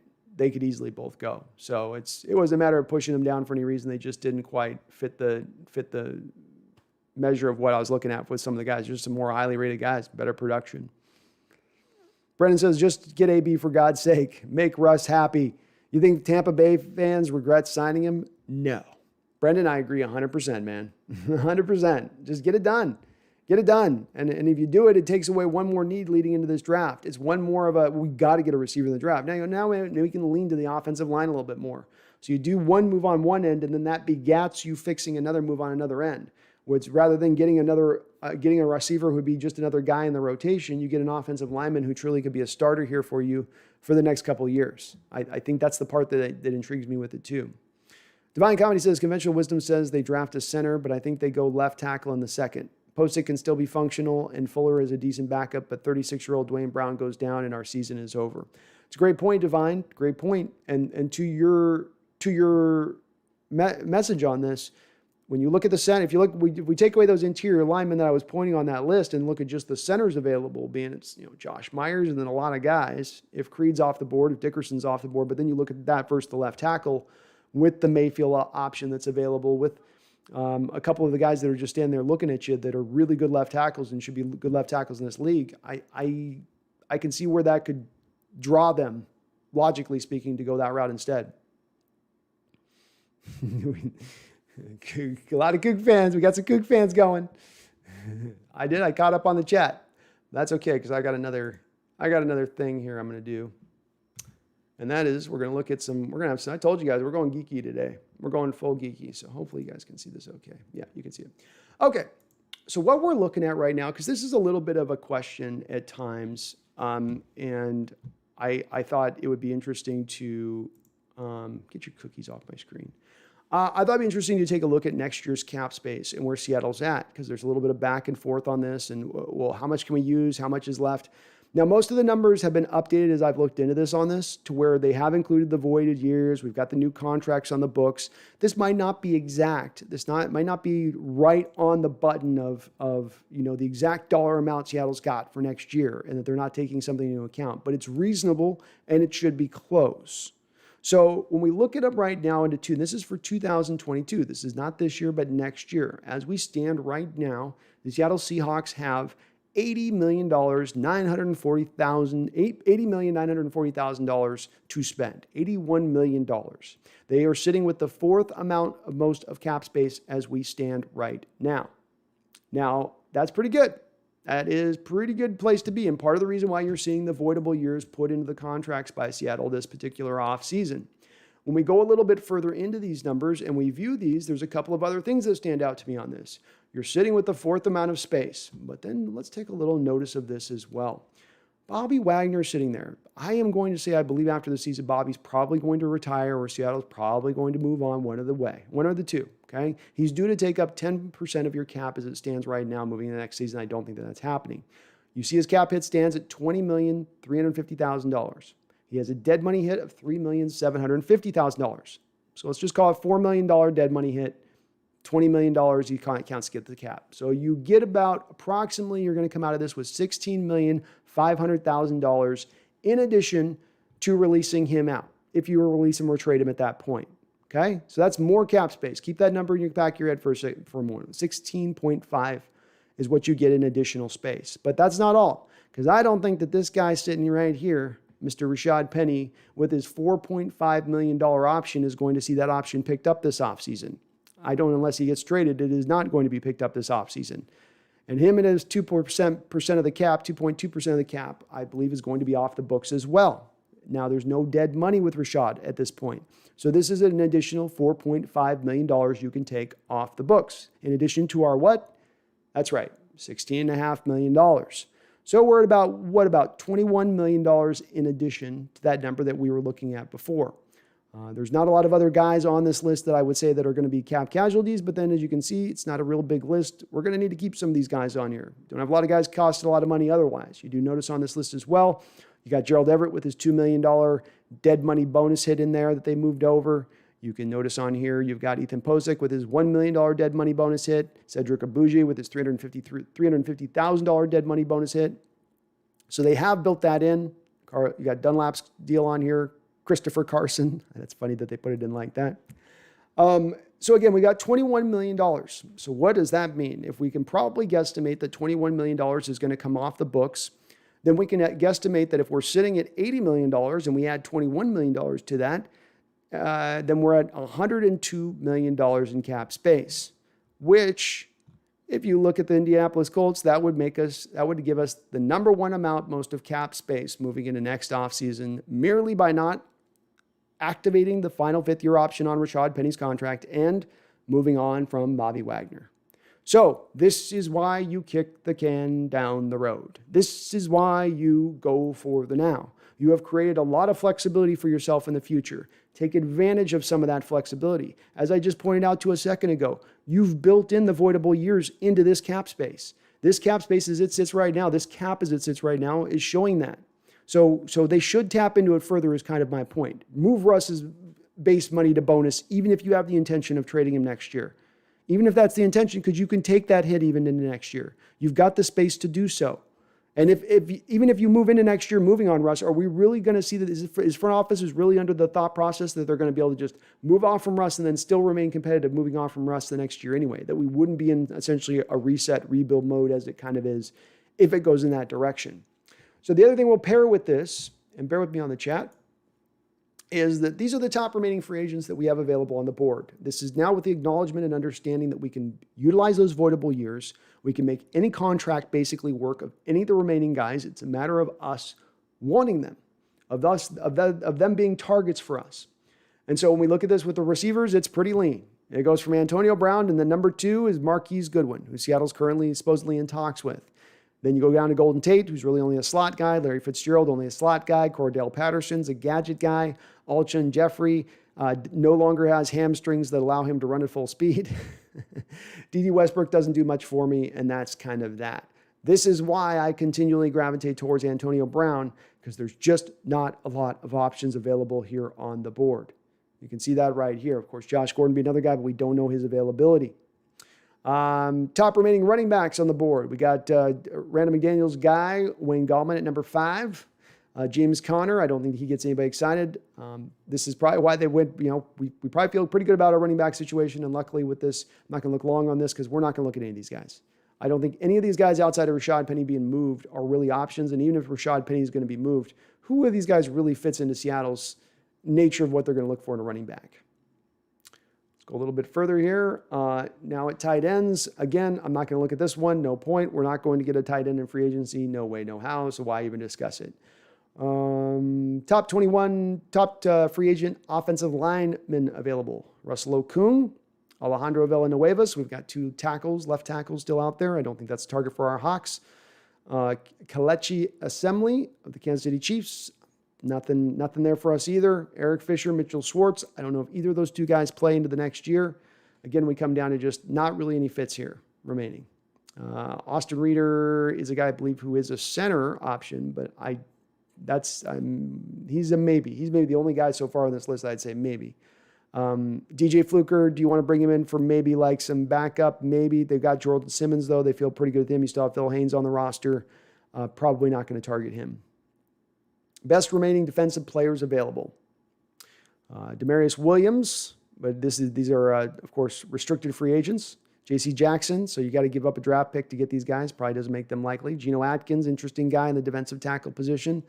Jadeveon Clowney, we all know that name. Richard Sherman, Brian Poole, Olivia Vernon, Melvin Ingram, Quentin Dunbar, Brashad Breeland, Quan Short, A.J. Bouye, Malik Hooker, Alden Smith.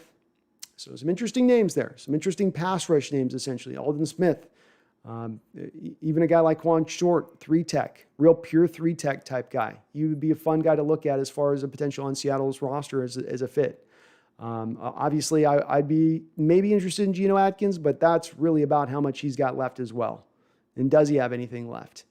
So that's kind of the list of what you have remaining right now. And it's not a great list, admittedly speaking.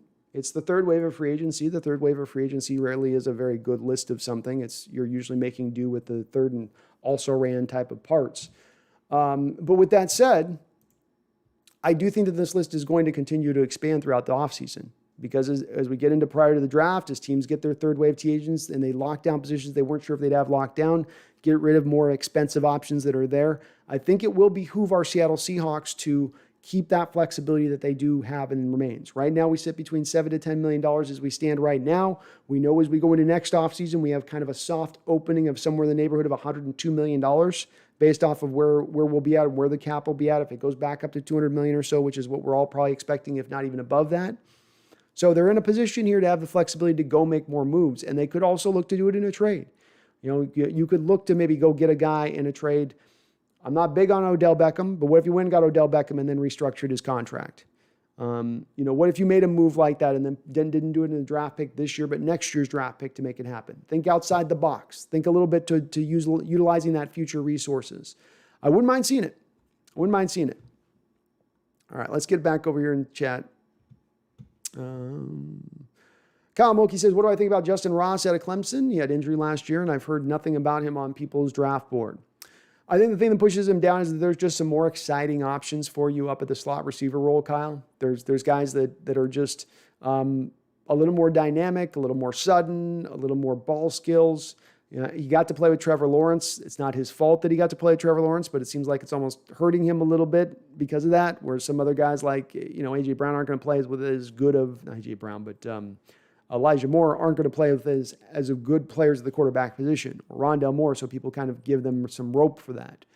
But he should be a solid slot guy at the next level. I don't know if he's going to be an upper-level slot guy or, I don't think he's going to have the size to do what like Justin Jefferson did. Justin Jefferson had that tag coming out of LSU last year that he was just going to be a slot guy at the next level, but then really showed out. It was just that he had only been asked to do the slot thing at LSU. It wasn't that was just all he could do. I don't know if Justin's got that to his game. I think he's going to be limited inside, and I think that there's a reason he's down people's boards and that he isn't as dynamic as these other guys. He'll be solid, but you've got some spectacular potential options at the slot wide receiver in this draft. So why not go for the spectacular option rather than the sort of safe, what you're going to get option? Splashing Skills says Russ's sister won the NCAA Women's D1 Basketball Championship today playing Stanford. Oh, okay. Congrats, Russ's sis. Congrats.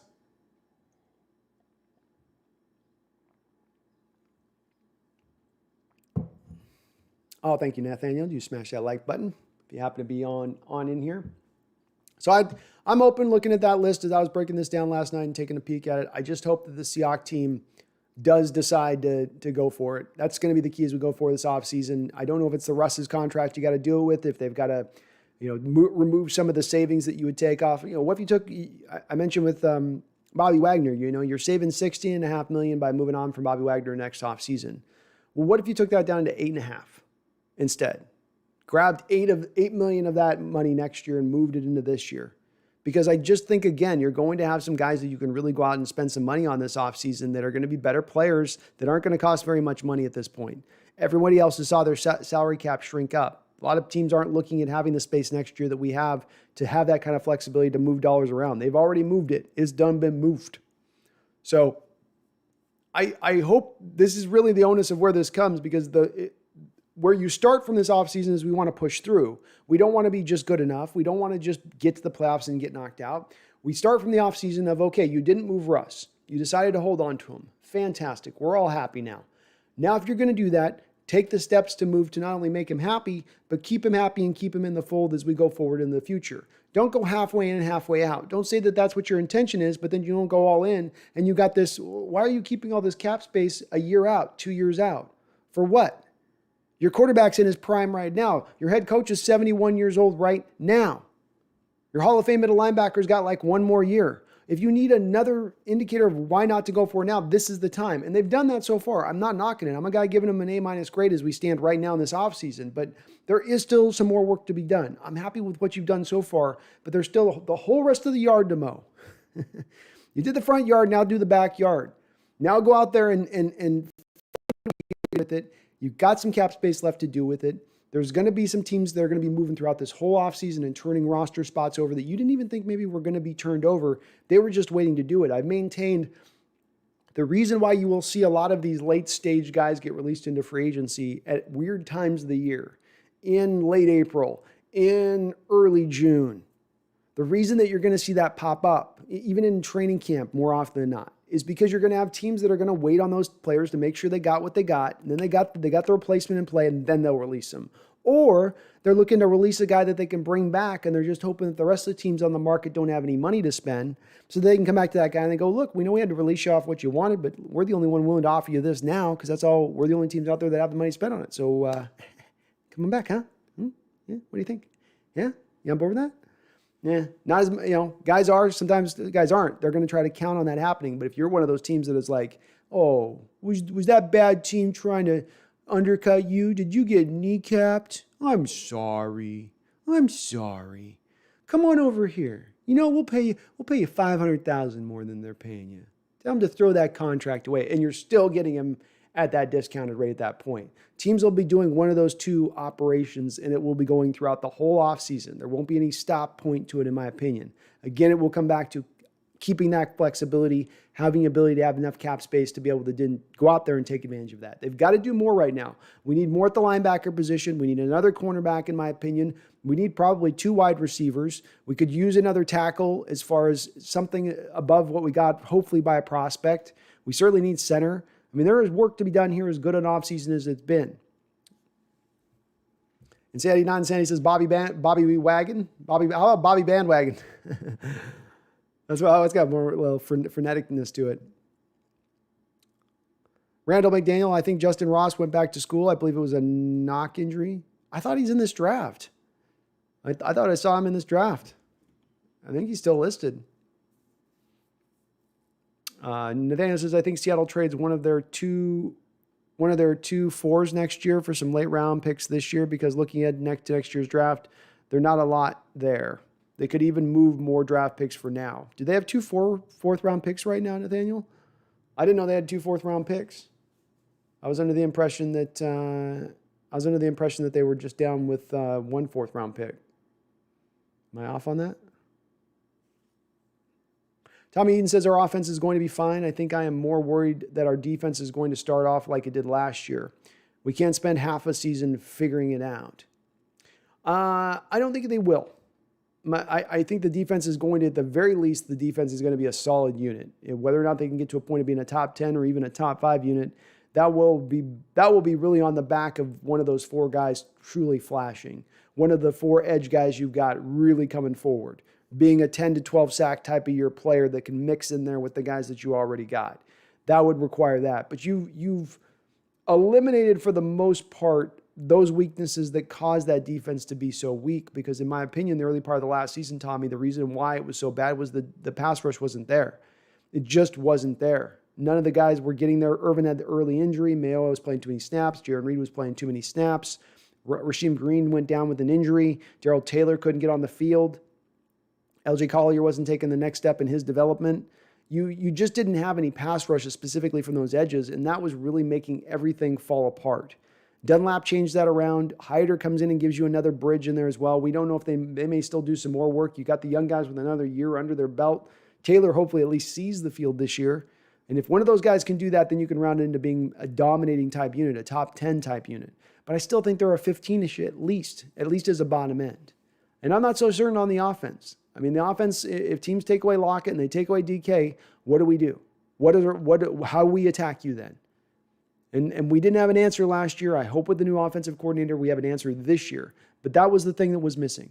You had no answer, and an adjustment has to come into play on that. Randall says, could we go out 2 years and trade a 2023 second for a 2021 third? Or other teams won't value a pick that far out? You could pick, if you were trading like a 2023 second for a pick this year, you're probably getting a mid third rounder is what you're looking at, Randall. You're probably not getting a low third rounder, a mid third rounder-ish, I would think. Adams, is there any chance we see Josh Gordon this year? Yeah. I don't think that he had a failed test this last year, Adam. I think it was an administrative snafu that went down that just, for whatever reason, kept him off the field and back onto the commissioner's list this year. But they've had him on suspension now well over a year. It feels like he's done his due diligence. The NFL has changed its policies in regards to the pot laws. So at that point, it makes a lot of sense why you maybe, give the guy a break, move on, call it a day, give him one more chance. I certainly would love to see it.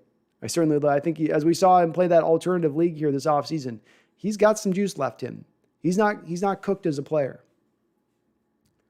Team 12s, can I talk later if we're doing a call-in show? Yeah, I think we'll probably do it. I'm going to probably open the thing up here. If you want to do the call-in show, go ahead and hit me up on Twitter right now. Just DM me, and I'll send you through a direct message and give you a link, and we can bring you on in if we want to do a quick talk. I'm going to kind of wrap up the show. We're going to do a fairly quick one here today, but let's see where you guys' heads at here in a second. Let's make sure I'm caught up on the chat, though, here.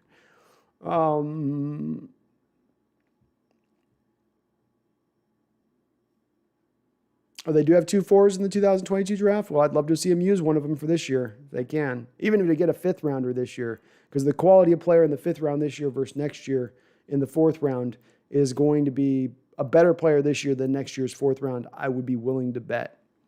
Randall McDaniel, any predictions on guys who you've yet to be cut? Who else could be Who else could be available? I'm not so certain Fletcher Cox makes it all the way through with Philadelphia through this whole offseason. He's a guy that's jumped out to me a little bit. I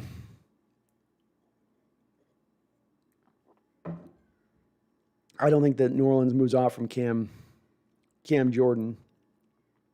I'm thinking here real quick, Randall, so let me turn it over in my mind. There's not a lot off the top of my head with it, because some of it's based on them getting the player back for a position. So it's not like they have a backup on play with the team right now. It'd be like you draft the guy to be the starter for the guy that looks like he's pretty embedded at the starter position, as opposed to being an obvious cut guy. Because I think the obvious cut guys are cut at this point. It's a little bit more of a murkier deal. But every year with the draft, you see that anyway. And I think you'll see it more so this year with the draft, so teams can keep themselves under a right spot for the cap. I'll try to think if there's another guy off the top of my head that stands out to me, but nobody's jumping out at me necessarily. A lot of guys have restructured, which has made it a little bit tough to predict it if they're just doing it from a proactive standpoint.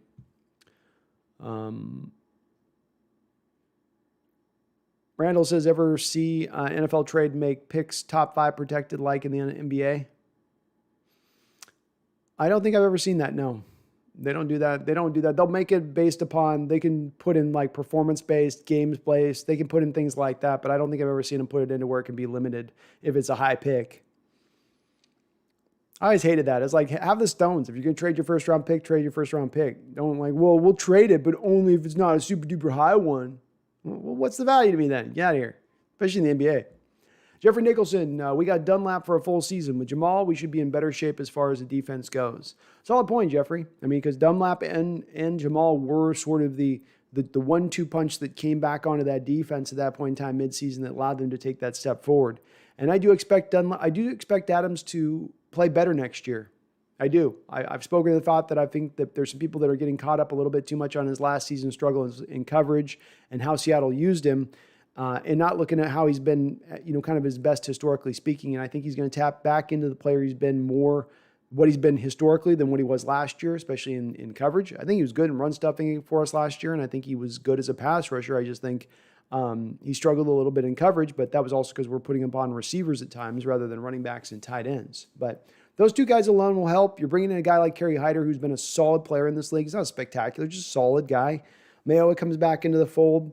You've lost Jaron Reed, but you're getting Al Woods, which is not that big of a drop-off from one to the other, in my opinion, really, at the end of the day. And again, you got 4 really young guys that one of these guys should develop. I mean, Rasheed Green's going to go into what, year 3, 4? Taylor goes 2. Collier's into his 3rd year now.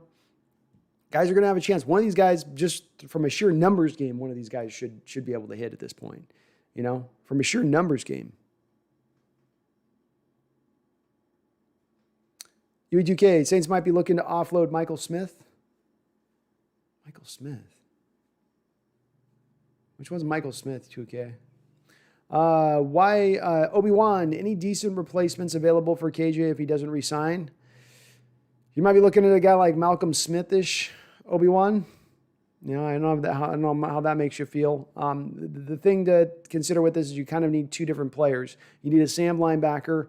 There's some word they might try Darrell Taylor at the Sam, but you probably need to get another Sam. You don't have a Sam on the roster really right now as it is, which is not necessarily Malcolm Smith's game, but Malcolm would be able to give you at least a coverage linebacker when you've got to flop out Jordan Brooks on passing downs. So somebody's rocking out next door. Sorry.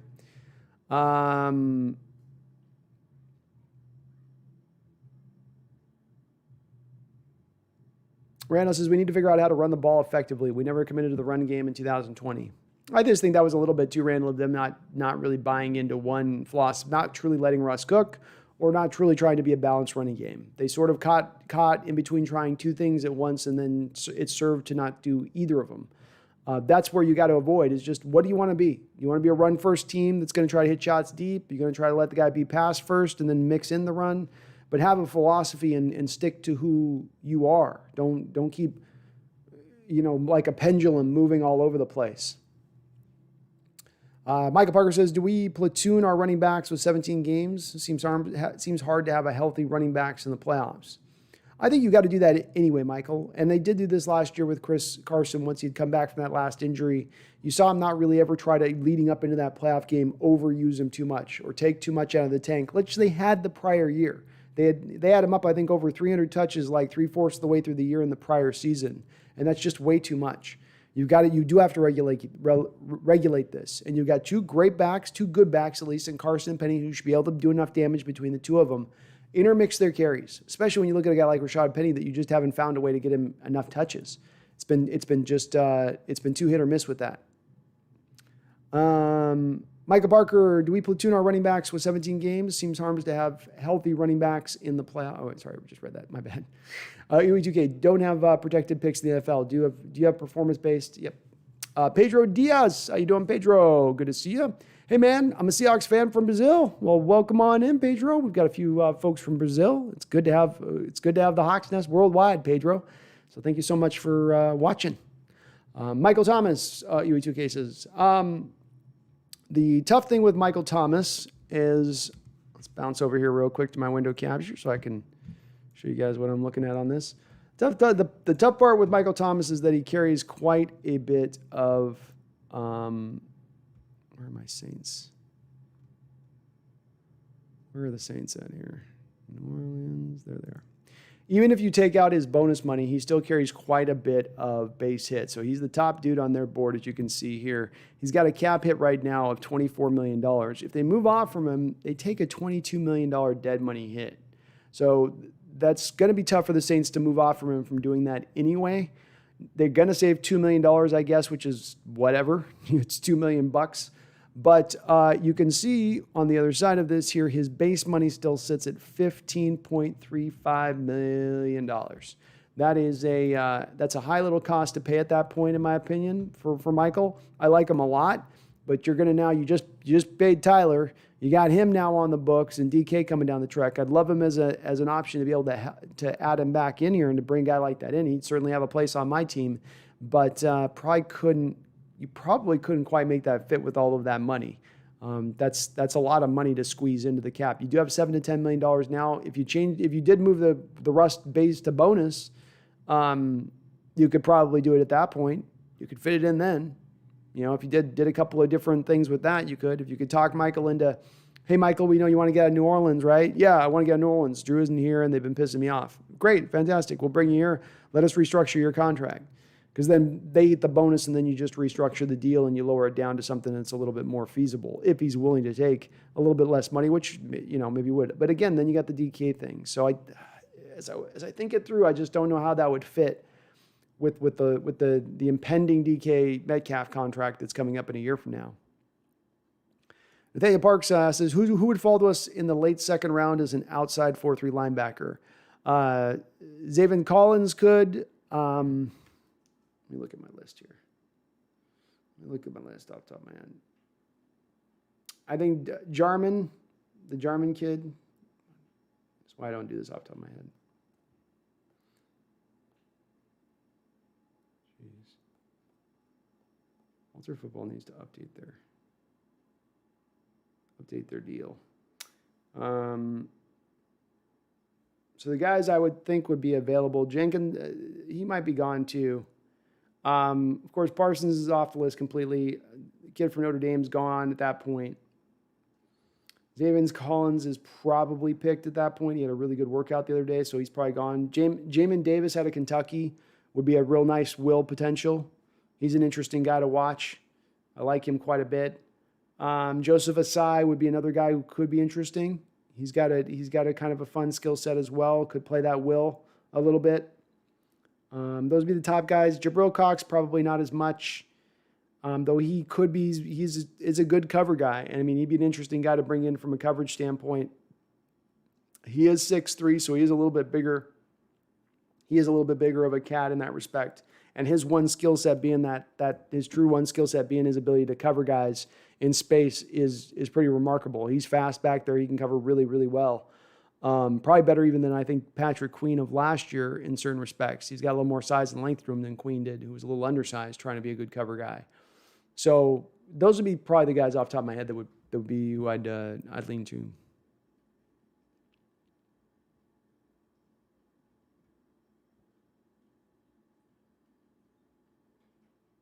UE2K, we've gone into the last 3 seasons expecting these 2 running backs to carry us through the season. It hasn't worked yet. Need another running back. I'm not anti another running back, and I one of my mantras always is that we should every single year attempt to get a running back in that 5th, 6th, 7th round range. Select one of those places of where you're picking, depending on, and try to can you find that diamond in the rough type player like a Chris Carson, like a Thomas Rawls was in his first year, as opposed to trying to find the true superstar of the group. They tried to go with 3 last year, Uwe. You know, I mean, just to have it, this has been something that where last year they tried to go even one deeper than they really thought they needed to do. I mean, look at what they did. They had 3 running backs, and then they went and they drafted a guy in DJ Dallas a year after drafting a guy in Travis Homer. I mean, drafting the 7th round Homer, but they were relatively high on Homer. They were trying to get as many numbers as they could at the running back position, you know, and it just wasn't, you know, just wasn't enough. Guys got dinged up. Guys got injured. Hard to see that continuing forward where you're going, okay, we're going to have 4 of our running backs get injured over the course of the year. It's hard to carry 5, 6 running backs on a squad. It really is. But again, you're talking about upgrading DJ Dallas. You're talking about upgrading Travis Homer. You're not going to get into a debate for me on that. I think we could upgrade those running back positions. It's just who do you get them from? Where do you get them from? Is some of the question. Y2KHA, just swinging by. I always love the stream. Always make sure now making sure now one needs to be muted. Thank you. I appreciate it, Y2K. We got some good guys. Everybody's been cool in the chat. We haven't had trolls coming through here in a while. Probably once the season starts, we'll be seeing a heavy influx of them. Our flow would be back.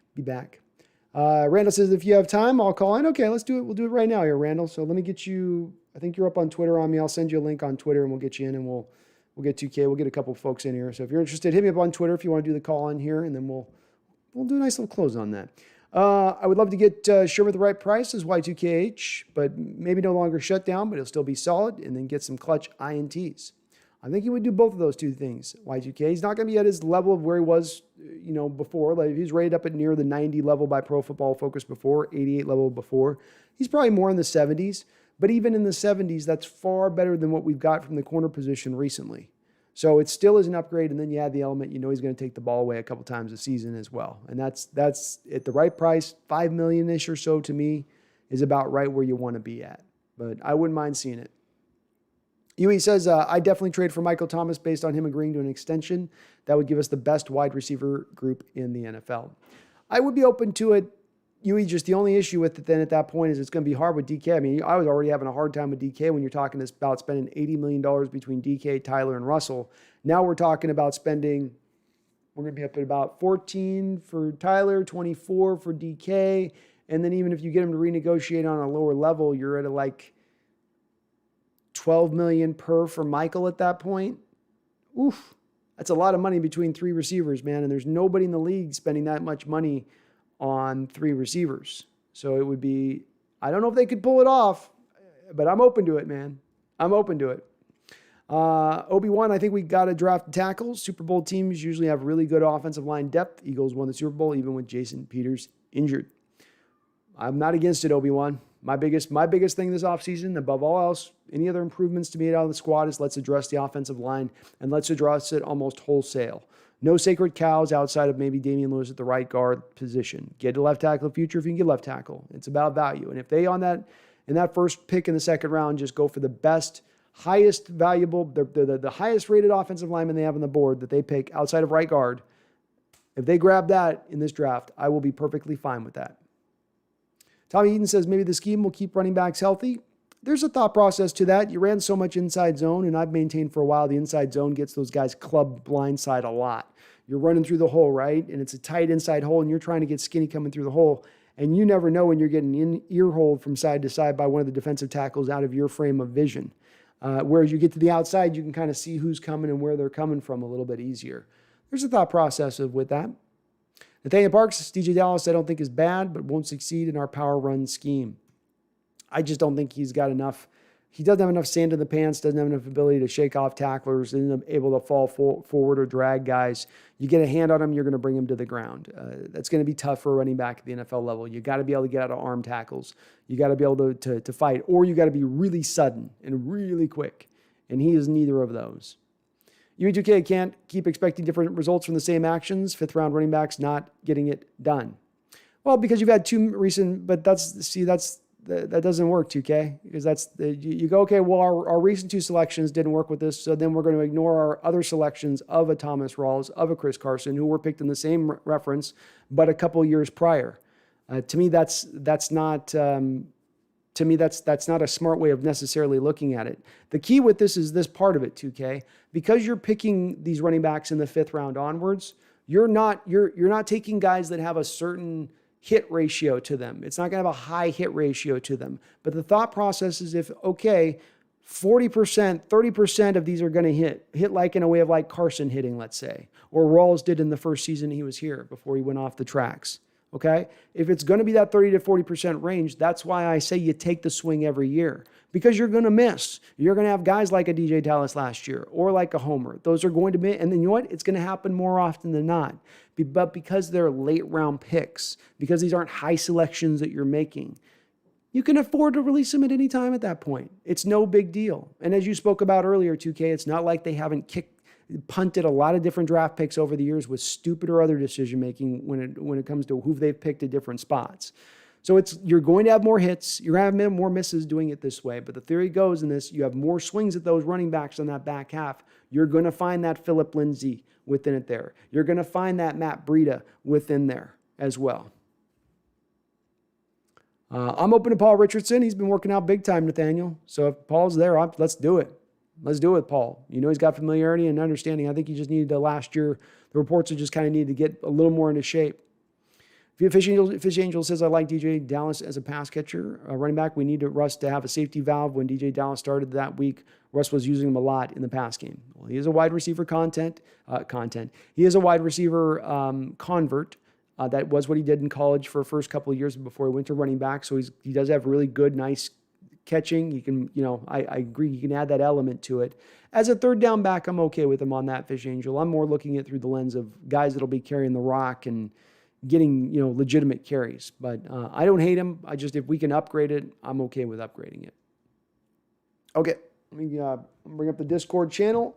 If you do happen to want to get in on this action, hit me up on Twitter and direct message me, and I will send you a link. I'm going to go through these on just a couple. If you are hearing this right now, if we're going to do this, just want to make sure we're going to go super long with each one. We'll just kind of bounce on through. I didn't want to go super long to down the show, so I'm already got a little bit of a stomach rumbling, tumbling. But let's pop on in, see what we got. Get my cans on. Got to get the cans on. That's what we call in the business. Got to put on the cans. All right, Randall. We'll have Randall's up first, and then Team 12s will go to you next. Oh, you guys are already in here. Dang, you guys, is that link still live? Goodness.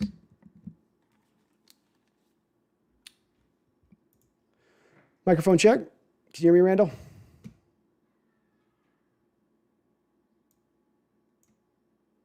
Randall, can you hear me? Check, check, check. All right. Well, Randall, I got you on here if you're in. Back here. Randall, that's up.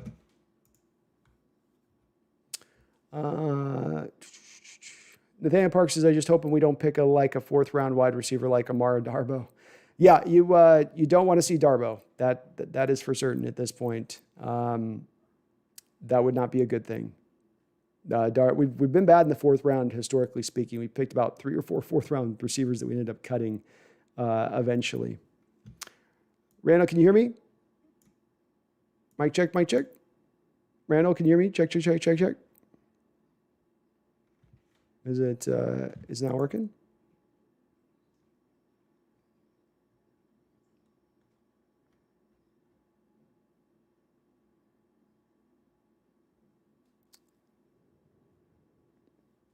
Tommy Eaton says we'll probably pull a receiver or cornerback out of the CFL again. Well, if they give us what we got out of Brandon Browner, I'm okay with it.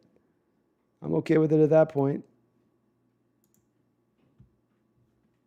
It's Randall or Team 12s. Let me know what's going on the Discord channel. If you guys can't get through, let me know. So I see you in there, but I'm not hearing you. Maybe it's because I need to turn on my mic. Not hearing a lot here.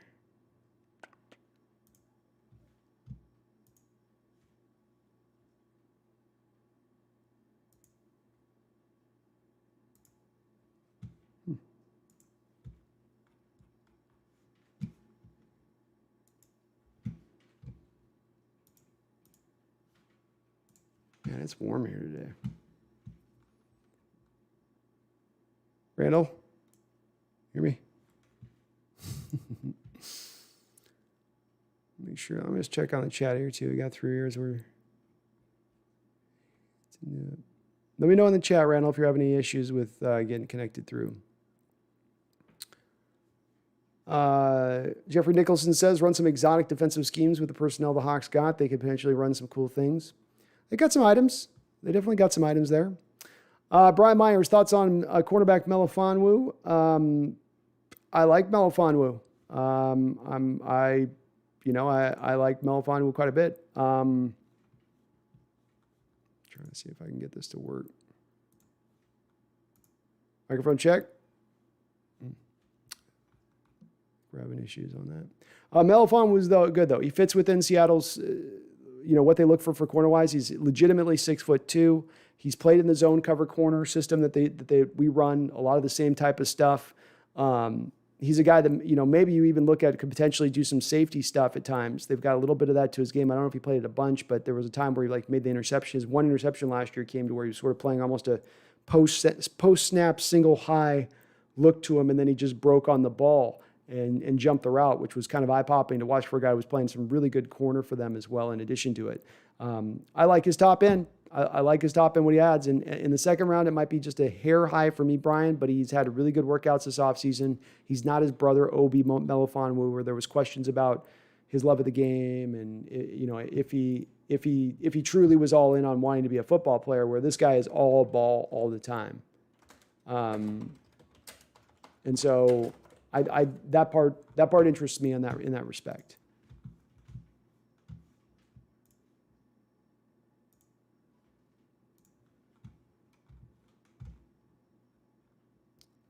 Okay. So Team 12s and Randall, I don't see you guys post anything in the chat. Let me know if there's something going on. I see you guys in the deal, but I don't see you. I don't see you in the thing. You could talk to Team 12s. You just couldn't hear me. Okay. Means I probably gotta. Why is this muted? All right, well, we might have to do something later on. I might need to mess with it. Something must have gotten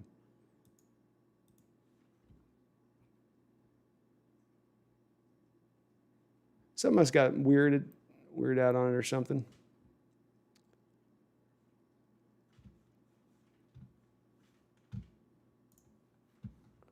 I can't hear you guys. There we go. Hey, can you hear me? I can hear you now. There we go. This Brando, how we doing? Is awesome. I'm doing good. I was in there with Team 12 for a minute. They got kind of awkward. So. Yeah, this is technology, man. You know, there's always something going on, or some weird whatever. You know, it's tricky. It's a tricky sucker. How you been? Good. Cool. Getting ready to take a couple days off. We're gonna go to Oregon. Not as warm as Hawaii, but no. I got some. Go ahead. Sorry. Oh, I got some round 4 to 5 guys I think would be interesting. All right. And talking about tackle, Walker Little out of Stanford. Mm-hmm. He was big time recruit. Had a great sophomore year. Got hurt in 2019 and then opted out 2020. Yes. 6'6", checks all the boxes. Hasn't played football in about 2 years. Yeah, year and a half. My feeling on him, and I feel pretty solidly on this one, is that he's going to go in the early second round. I don't think he's going to jump up. He's going to jump up at this point. The tape is too good off of what we've heard from other guys that you just can't kind of deny what you're seeing with it.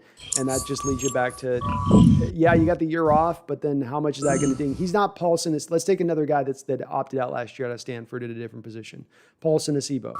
Paulson Acebo is a guy who's going to probably be selected in the corner. The corner. He's going to be selected in that fourth round probably range, and maybe even into the fifth. But he's a guy you ding because the rough edges on the tape are there, and you didn't get to see the rounded out edges of him. Whereas Walker wasn't a refined product in 2019-ish, but he still showed enough there where the edges weren't as raw, where you could see the freakish size, the freakish ability to move at that size should be able to translate the NFL level as a good starting caliber tackle in the sport. So I think that I would be surprised to see him move past the early second round, and I certainly don't think he's going to be outside the third. I mean, that's to me, that's as far as he goes.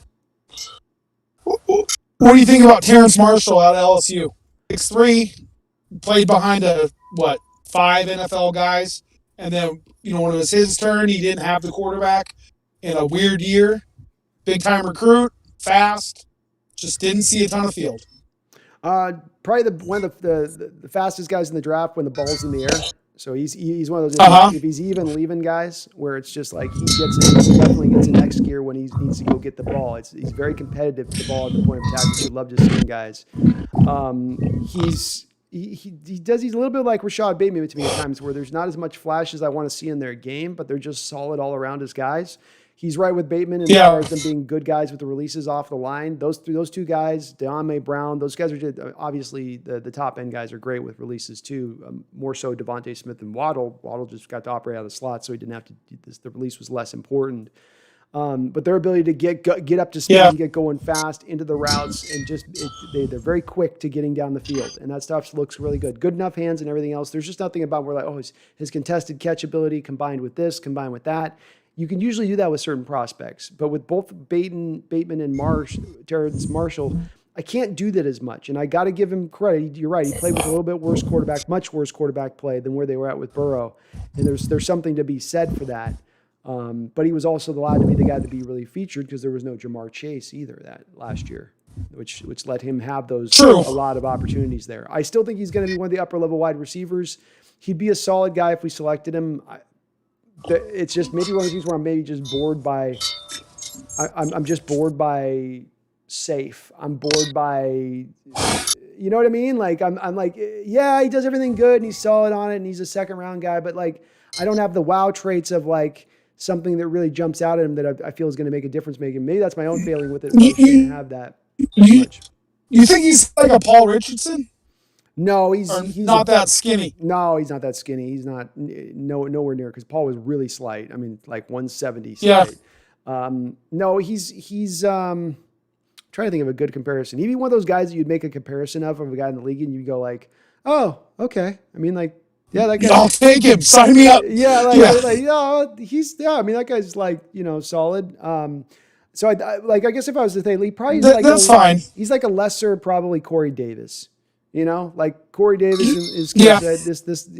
Terrence Marshall's probably like a little bit of a, not quite. Remember that guy in New Orleans? New Orleans drafted a guy in the first. It's been a long time. I'm kind of dating maybe 8 years, and he just never did anything. And I think he went to LSU. Same guy. I can't remember the name.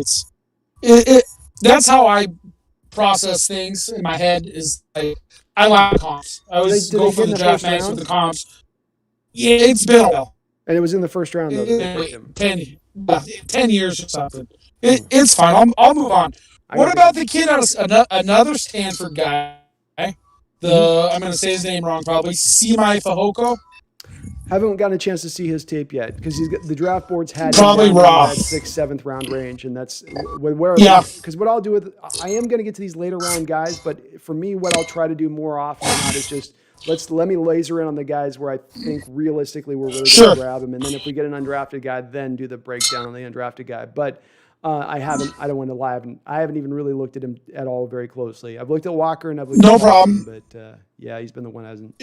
He's on my list though. If you had to take a running back round 4 or 5, Kylan Hill out of Mississippi State or Trey Sermon from Ohio State. Oh, you're trying to maybe piss off Uwe2K in here, huh? You know, Uwe's a big Trey Sermon guy. I mean, I have this theory. I have a theory. Okay. Certain, if you come out, he doesn't have a lot of tread on the tires, and he good enough prospect to get recruited to a big time college. He played basically 1 year. The kid's got to have talent, and it seems like a plug and play. Not a plug and play, but somebody you could get in who's got fresh legs and he's got some juice. Comes in, pops off some runs.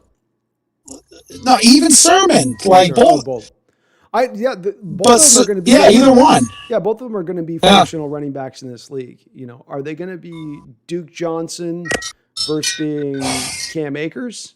You know what I mean? Like as far as product level, I think that they're more of a Duke Johnson's types in both of those two guys scenario. Now, but with both of the two of them, there's productivity there. There's going to be the ability to give you. They're going to get yards at the next level in the NFL level. They're going to be busty players. And Kylan's actually got a little more of a boom potential to him, whereas I think Trey Sermon's a little bit more of a safer running back to select. You know what I mean? So I oscillate between the two because with Kylan, he's sudden and he can be a bruiser. He can give you both a juke or he can run you over, which I like that about him. Whereas Sermon's more of the slice. A little bit like Alex Collins. Yeah, maybe a little bit like Alex Collins. A little more power than Alex, though. He's got at this point. I think just more just because his frame can take it. Where Alex his frame doesn't have it on him to do that drive where he can put his shoulder down, take a guy back 2 or 3 yards and get the push when he needs it. Alex Collins was a 1,000-yard running back. Like in round 5, he had 1,000 yards for Baltimore. Given the opportunity. But I would totally take a flyer on a running back mid-round. What do you think? Okay, so as these guys start to move up, Walker Little, Tevin Jenkins, you just hear guys like, oh, he could go round 1, round 2. Guys are going to start to fall that we, perhaps at the beginning thought, oh yeah, this guy's a round 2 guy. As we see the workouts and people start to like, oh yeah, he was pretty good in 2019 or 2020. He's 6'6". Let's take a chance on him. Mm-hmm. You're going to see more guys fall back. Yeah. And Joe Tryout, I don't know. If he was there in round 2, I would be all over. Get out, UW. I think it's not as much about the player that's there available in the second round when it comes to edge rusher. What it comes down to is a body situation. And that is that you over the last 2-3 years here, let's just look at our drafts. Third round, you take Rasheem Murray. You give up another third-round pick for Julian Clowney. Right? Don't forget that one. You have a third-rounder for him. You've got Joe Taylor that you gave him a second and a third-rounder in last year's draft for. You have L.J. Collier that you got for a first-round pick. Alton Robinson that you put a fifth-round pick into last year's draft on. Like, it becomes to me at a point in time of like, you guys need to change your strategy if you're needing to select this many defensive ends every single season. And you've got to, one of these guys really at the end of the day needs to develop and take off here. We don't need this situation where we're, well, eventually one will pop. No, be better in your scouting process or stop picking defensive ends at that point if you can't pick them. And I like Joe Tryon. I don't hate the pick. So it's not that. It's not that the value isn't there. Joe Tryon in the second round would be fantastic value, I think. Or even the other kid, the Levi kid as a 3-tech. Yeah. He was played out of position at 1-tech at Washington. I don't know why they put him at 1-tech. They needed to get him at 3. Remember Larry Triplett, who went to UW and went to it, kind of like that. Kind Good, of solid college player. He's stronger though. Like he's just the power to speed that he brings to the field and what he can do. And the fact they put him at 1-tech to me was just silly because all he tried to do is he tried to just bowling pin it. He goes in like a bowling ball, like a 1-tech, because the 1-tech knows he's got nothing but hands on his body off the snap. So he's just like a bowling ball would try to just roll into all of them and just sort of knock the pins out of the way to get to the quarterback, as opposed to 3-tech where your head's up over the guy and you're actually doing some pass rush. It's a lot of like projection with him, but he makes a little more sense to me than edge rush, because at least with that you could say right now you've got 3 1-techs on your roster and you need a better talented 3-tech. And at least he would give you that versus the Al Woods 350, Brian Monet 350, Puna 6'1" 1-tech. He'd give you that guy at that point. But edge is going to be hard, man. That's too many picks to me. It's too many picks you're putting into your edge, especially if you put Jamal Adams, who's essentially a de facto somewhat edge rusher in the elements that he brings to his game. You got to get to the quarterback. I had a player come to mind with him. Mm-hmm. Sean Merriman, Joe Tryon. That's who I think the ceiling is. I can see it. With it. They're both explosive play. The other thing to consider with this too, though, is that I think when you reference that, the thing you got to consider is he was really the outlier, that kid from the Chargers, in the respect of these pass rushers do tend to take, as we're seeing with our guys, right? They do tend to take a couple years to develop. If you're taking down the line of like positions in the NFL that do take usually a couple years to develop, you put defensive ends in there. You'd probably put receiver in there. There's a couple of spots where it's like you're not going to probably hit the ground. Like running back, you can hit the ground running. Corner, you can hit the ground running.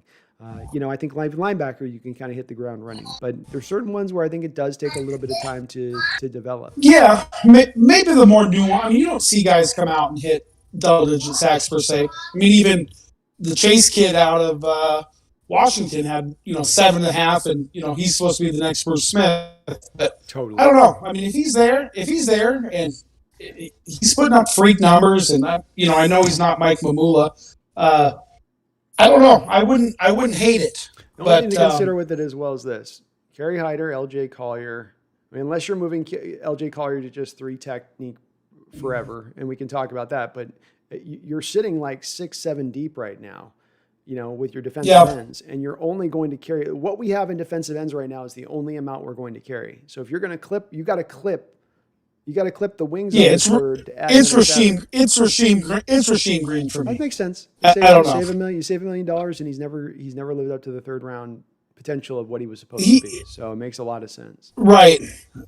I mean, so do you think you could get a 5 or 6 for Rasheem Green or not this year? I don't think he hasn't given us. There's nothing on the field that he brings as a plus element that a team can validate that on. You could maybe talk in a team like Oakland into it, or that desperately needs some rush. But I would tend to believe that because he's in a contract year and you're only getting 1 year of productivity. Probably a guy at this point that I do think he's got to show it out in the camp, because he's a cut candidate. That's for sure. Sure, right now, absolutely. As it stands right now. But going into a contract year, that's when if you're gonna squeeze blood from a turnip, that's when you do it. Yeah, that's it. If he's gonna pop, this year's the year to pop. Keith Taylor out of UW, where would you rank him in line with the big corn Brandon Browner out of South Carolina, or the kid from Stanford? Is Taylor above them as a prospect, in your opinion? No, he's below them. Really? Even after the Senior Bowl? Even after the Senior Bowl, I think that they just have a little bit more of a wow factor to their game than he does, which he's missing the wow factor, but he's very clean in the standpoint of I wouldn't mind him in that 6th, 7th round range because of the fact that he fits into what we want the corner to do. His ability to get his hip on a receiver to keep them from stacking him on deep routes He's right there with the couple of guys that I would put in that realm are like, the Caleb Farley is fantastic at that, where he will stay on top of his receiver. You cannot get around him to get anything over the top, which is key in our scheme, first and foremost, for any cornerback. He's got that. The problem is that he suffers from the same thing that Shaun Wade out of Ohio State suffers from, in that he goes, I'll protect everything on the deep ball, but I'll give up everything up in front of me. So he's giving you a little bit of Shaquille Griffin level of play where it's like, okay, you're protecting against the deep ball, but you're giving up 8 catches a game in front of you because you just decided that you're just going to completely ignore everything as far as a curl route or a dig or anything like that. And you'll just come up there and make the tackle. But when it comes to running up the football field, step for the man, planting that guy, forcing him to the boundary, pushing him, you want to do that subtle push to where you're sort of forcing them out of bounds and squeezing the amount of space they have to work with down that sideline to where they just basically almost could run themselves out of bounds. He does that very well. It's a subtle positioning of body, ability to run while you're being physical with a guy and not losing speed. That's the element of his game I really like. But he doesn't have any real ball skills, and the giving up the coverage up in front of him just, I think, is going to push him back a little bit with the depth of this class. Yeah, but round 5, 6, 7.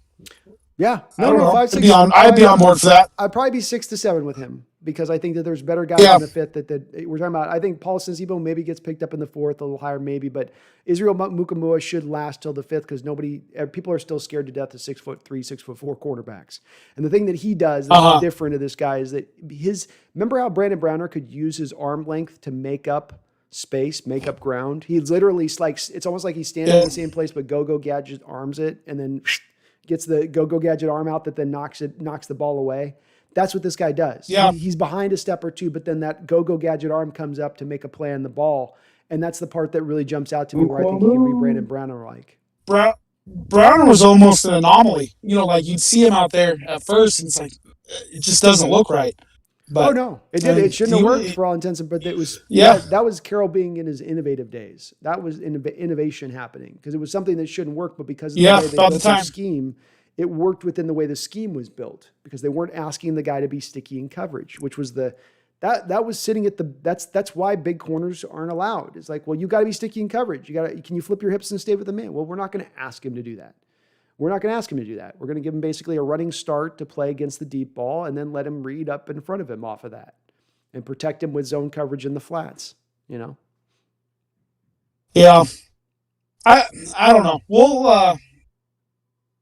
Do you think that maybe, like I think somebody talked about it earlier, that maybe he's looking at this like, hey, if I don't have a lot of picks this year, do you think he wants more apple, or are you thinking, hey, that's a little sour this year? I'll just kind of roll with this and see what happens.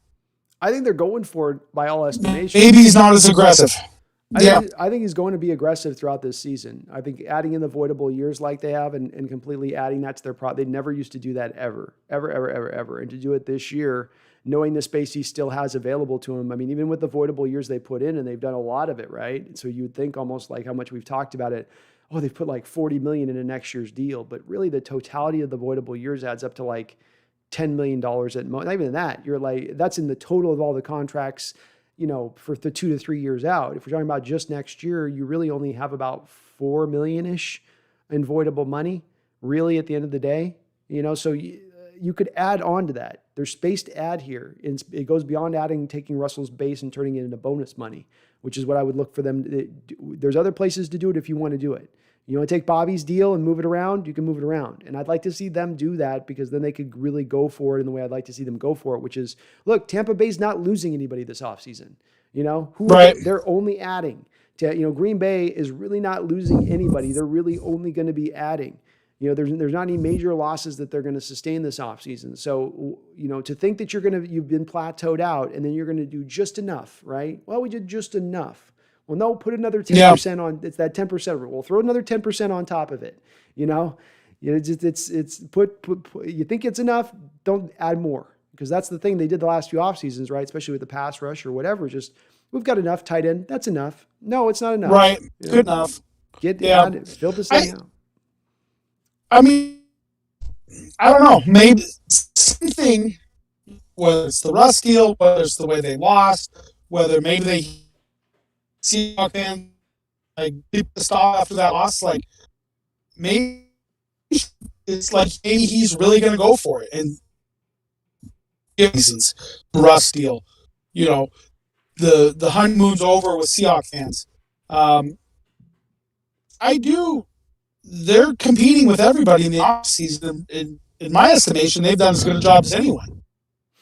Yeah, I think that especially when you operate from the standpoint of they've had to operate within the confines of no salary cap space and no draft picks really. So that does tie one hand behind your back as far as now they put themselves in that position. Certainly they did, but I think that does affect that a little bit into what you could do, and that operating within that they found a way to be very creative and take on new things they've not done. That's part of it. Innovation can sometimes for me just be do something new than what you've done. It's not even like you're doing something that's cutting edge or whatever. Just change your tendencies a little bit. Just adjust what you're already doing, basically. Yeah. One other thing I noticed recently. So as this Russ thing kind of dies down, you see Russell not coming outright and saying it, but by reaching out to Everett. You also see him, liking tweets and, congratulating people. It seems like he's kind of extending the olive branch, but you haven't really seen anything from the Seahawks still, front office wise, coach, anybody discredit the rumors, come out and say anything with Russell. 0.0. And it's just kind of odd to me that it's almost like it's coming from the team. And, Russ is, I don't want to say tail between his legs, but he is making, even the girls flag football team or whatever, I saw it, they're called the Seahawks, and, he's behind it. But you still haven't seen anything from John, P, anybody. No, that's why I still remain with my prediction that this is really a 1-year out deal versus the fortunes turning this season off of how they've turned recently. That it's down. Yeah. It's as simply as it comes down to that. And that with Russ is going to be an adult about this. And if he got put into his place in the respect of, I want out, we're not letting you out because we're not eating $39 million. I don't like that. Tough. Hold out. I'm not holding out. Well, then you're playing, aren't you? Okay, we arrive at that spot, then we really quickly arrive at the point of, okay, I know I'm playing. It's in my best interest to try to make sure this team is as good as it can be. Go do those workouts. Bring back as many guys into the fold on new contracts. You switch gears really quick at that point because Seattle has a valid place to stand on. The Rams set a record this offseason with a $22 million dead money hit for Jared Goff. You want us to double the record this offseason in a year where the cap has gone down by $20 million, and you think that that's a feasible thing for us to pull off, Russell? It's a $50 million hit normal times. You know what I mean? Or however much, what did they go down? 17%? So put 17% on 39, and that's how much it affects the cap this year. That hit would be. Yeah. And I think that's where that would seem to be to me the final conclusion. We're not getting what we need to get to if we have to take that hit on, and you can't not expect us to do that. We're happy to move you on next year if that's where you really feel like being. We'll try to make the best of it this year and give you the best team we can. We'll be all in on we'll sacrifice future cap space to make it happen this year, whatever we can do.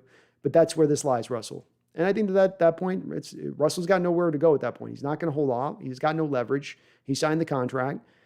He's not looked as good as I think he hoped he would have looked this offseason with some of the stuff he did media-wise. So it's put him in the game, and good for him. He's going to try to get the most out of the season. You got to applaud both of them that even if it's a little bit of a disconnect there and there's some dissension, both sides are trying to do the best they can to be adults about the situation and get the most out of this year. And there is the inkling there. There is that hope that's still sort of like a beacon sort of, blinking in the middle of a snowstorm, hundreds of yards away that you can barely see. There is that beacon still blinking that's like, you could still fix this. This thing can still come back together again. You can still fall back in love again with each other, sort of thing, right? Far less drama than what actually has transpired in Green Bay. Like, they actually drafted Aaron Rodgers, replacement. Mm-hmm. And that was last year, and you don't hear really anything about, Rodgers leaving.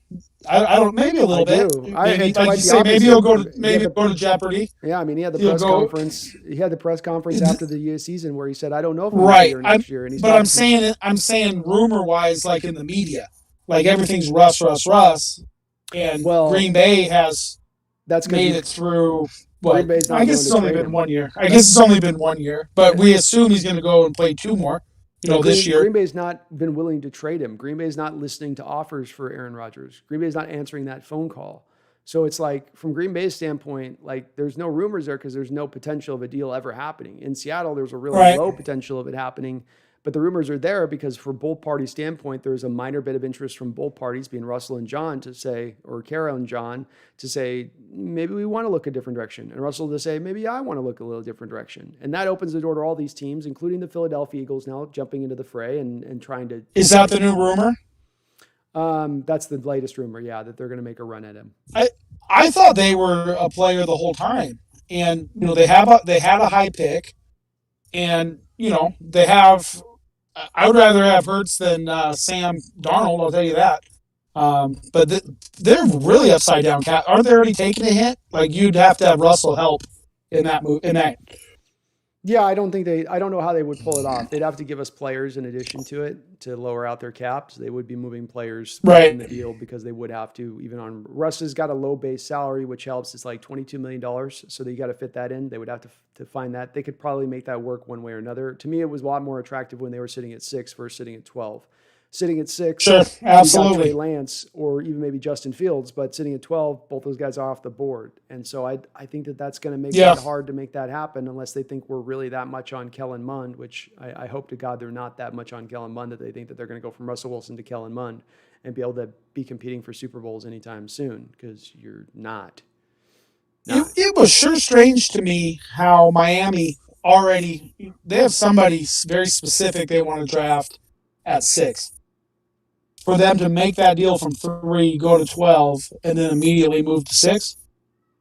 Yeah, I think it was. I think it was more the Dolphins wanted to get there, and Dolphins threw them in the extra first round pick, which was for six spots Right. in the first round. That's hard to turn that down.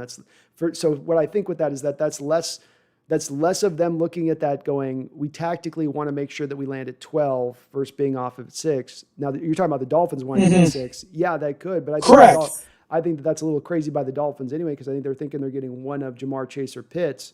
But I think there's a way, as happened in my draft scenario, where you get both of them. When you're looking at Atlanta picking there at number 3 or number 4 or whatever, who are they taking? Micah Parsons? Okay, Fields. you want to take Mark and Fields. Well, no, but that's the problem is you're not paying him. You're not going to have play Fields until 3 years out. As I said at the top of the thing, you're on the hook for Matt Ryan, and not this year, next year, not this year, the next season. $40 million is what he's going to cost off your cap. So you're going to ride with Justin Fields, number one. You're looking at then basically riding with Justin Fields for 2 years on the bench, because Matt Ryan's going to be a better option than Justin Fields probably over the next couple of years. And if that's the case, then you're not looking at year 3 getting Justin Fields on the football field. That seems a homegrown. It seems like a natural fit. He's from Georgia. It does need an aging quarterback, but yeah, I mean, I can see that. The problem just with that is you're not, when you take a young quarterback in this day and age of the team that you feel like is a Super Bowl competing roster, a playoff competing roster, you want to take advantage of those cheap years on that rookie deal. And if you allow for 2 to 3 of those years to be eaten up by the time you're letting him on the football field, you could have him on year 3, get on the football field, he balls out, and then he wants a new contract and says, I'm holding out. Green Bay Packer, Jordan Love. Bingo. This is why the Jordan Love pick is so stupid. So stupid as far as why you would go that route with it, because it's like, what do you? You guys are pissing off your main quarterback. You need a receiver in a receiver-rich draft for a guy that once he finally plays, you're going to be paying him instantaneously. And they overthought that one. They did it with their second-round pick and that running back as well, especially bringing Jones back into the fray now, where the guy's not even. It's like Rashad Penny. There's not even a pathway for Dylan to be a starting running back for them. It's just going to be the fill-in guy. It's like that's how. Because they got rid of their number 2. Mm-hmm. That Williams kid, he went somewhere else. Do you think, if we had our first round pick and Mac Jones, so this year, Mac Jones was available when we picked at 23, you think they'd take him? I tend to believe.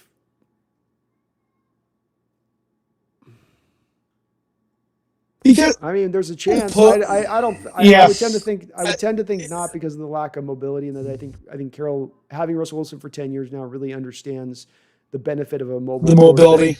And so, because why I was waffling on this is, of course, he goes from Carson Palmer, Matt Castle. Then the kid that went to the New York Jets for a while. Sanchez was reasonably mobile of the bunch, but not great mobile. So I'm thinking like, okay, well, historically, he's got, Matt Flynn. They looked at Andy Dalton back in the day in the draft. So they definitely weren't putting an onus upon guys that could move. But I think after 10 years of playing with Russ and seeing the benefits and how it can cover up, for instance, problems with offensive line pass protection issues, which you're going to have if you have, let's say, an offensive line that wants to be run first, which Carroll's always going to probably want to a degree out of his offensive line. That to me leads me back to he probably wants a mobile quarterback, I think, as his next guy. You think when you said Andy Dalton, that kind of popped, you think he and Mac Jones are kind of same type of guy? Yeah. Ish? I do. I think it's closer going that route than it is to say Mac Jones is Kirk Cousins. Because he's just only Mac Jones is only Kirk Cousins from the standpoint of Shanahan's maybe infatuated with both of them. But Andy Dalton was not a bad. He wasn't terrible. I mean, he put up some pretty good numbers. And they went to the playoffs four or five straight years. Is how you reference him. That's how you reference him, right? Yeah. Not terrible. Yeah. And it's like not terrible. Well, that's when you're leading with that with your quarterback. It's like, oh, God. I mean, he's not terrible. It's hard to sell me on it when that's your baseline. It's like set your sights higher on quarterback, but she wasn't ugly. Yeah, exactly. It's like, well, I mean, she wasn't totally, I could look her in the eye and not, close my eyes. So it's a little bit of that going on a bit, but hey, he should be at least a fairly safe prospect and being a productive prospect, probably going to be better than Garoppolo. Maybe, I mean, he's got to at least be healthier, for God's sake, than Garoppolo. Yeah. But I think he's a fringe first-round talent that's being selected number 3 overall. And I think that's I don't put too much into those the videos where he misses a guy, nor do I put too much. I mean, I remember Kyle Bowler threw a ball from his knee, 200 yards or something. Like, oh my God, he's Johnny Unitas, and he was terrible. So I don't put too much into the workout videos one way or the other. Yeah. Just personally. I'm not either. I don't know. I'm not either. It's a Twitter thing. Yeah, it's a Twitter thing. And it doesn't, I don't think anybody's ever done their evaluation and based very many metrics off of especially a quarterback's pro day and went, oh, well, he threw all these overthrows. I mean, Teddy Bridgewater had an awful pro day back in the day, and he still got picked in the first round of that draft. So, and that was a guy before the pro day happened that had some questionable physical stuff, strong enough arm, and guy's got to wear freaking gloves on his hands because he's got little tiny baby hands. And I think that it just doesn't make that difference. So it's not that with me. With me, with Mac Jones, it's more of what I saw on the tape. I saw a guy that everyone tells me he's got this clean footwork, great footwork. I thought the footwork was sloppy and slow. I thought a lot of times for a guy that had a good offensive line pass protecting in front of him, that he did a lot of falling off of his back foot. He seems a little bit, I'm not going to say he's full on seeing ghosts, but there's a little bit of timing in there where it's like, you're seeing pressure or feeling pressure that's not exactly there. You should be stepping up into this throw and letting it rip. And just too much of that showing up on tape. Not enough of, not a lot of big time throws. You can see in A.J. Burrow last year, for instance, a guy with maybe not the strongest of arm, but his ability to throw with anticipation was as good as we'd seen in recent years of a quarterback coming out of the draft. And so he's putting balls right where he wants to put them in the exact place of things. And I don't think that Mac Jones has that same sort of ability with ball placement to stick him there. I think Kellen Mond has a better ability with ball placement in this draft than Mac Jones does. Where he wants to put it. I'm going to put the ball right there. He's got a better ability, I think, than Mac Jones does. With Mac, it's going to be like, well, it'll be right around there. All right. Last thing, I'll get off here. How are we more likely, how are we getting more picks? Is it simply, it's not like we're at the top of the second round. We're back third. Is it just going to be us trading back? Do you see us using 2022 picks? Or is there somebody on the team now that we could move, for a mid-round pick? Like Cody Barton, Rasheem Green.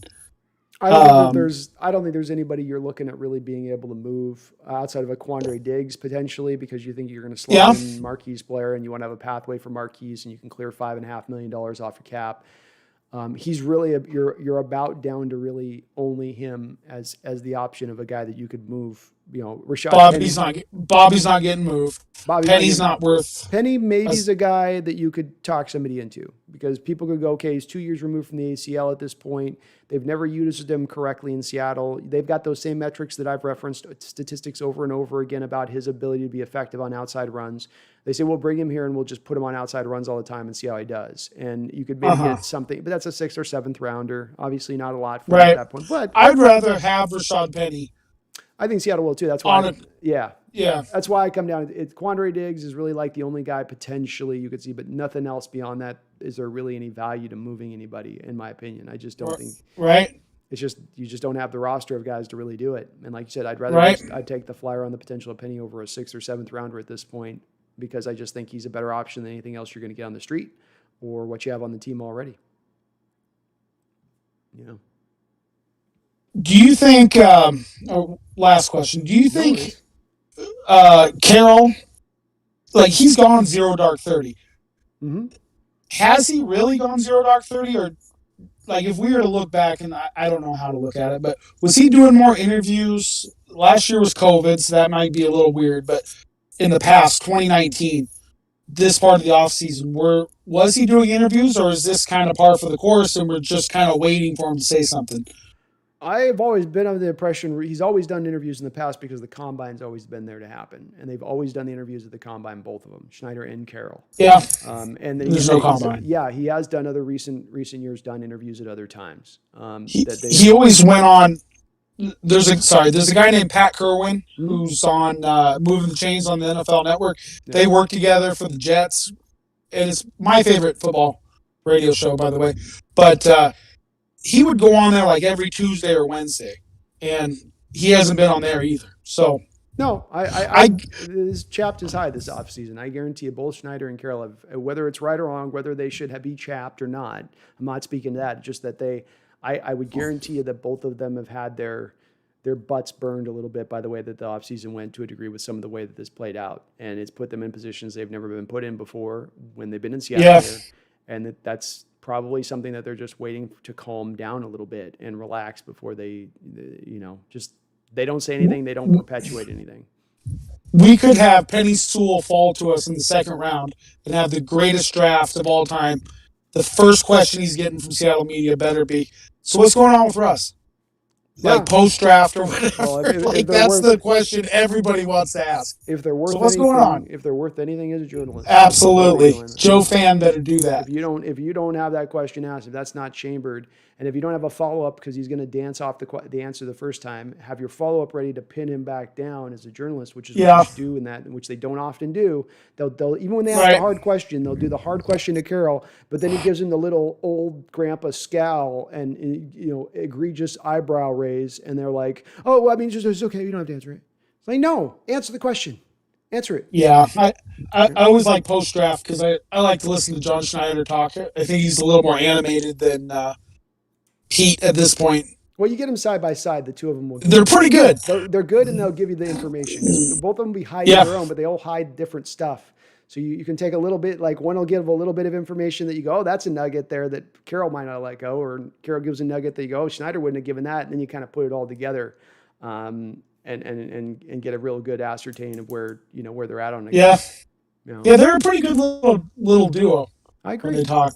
I agree. They work well together. It's probably why they've been able to maintain that 10-year relationship, and both still are keeping it on. It's hard to do in this league, keep it that long.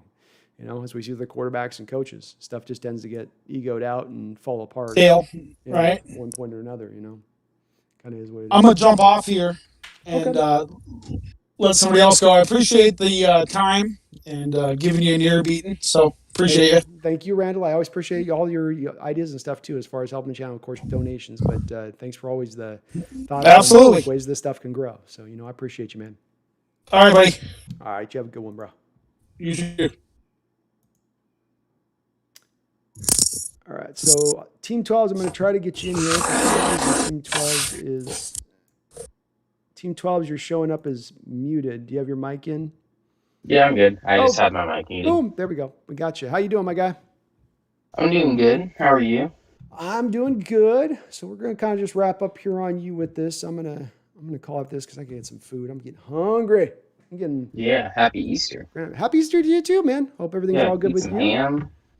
Hope all is well. What's on your mind today? What do you want to talk about? Um, I really don't like the 17-game season. I really hope they introduce another bye week because I know we've got Ivan the Terrible up in the dungeon working with our players.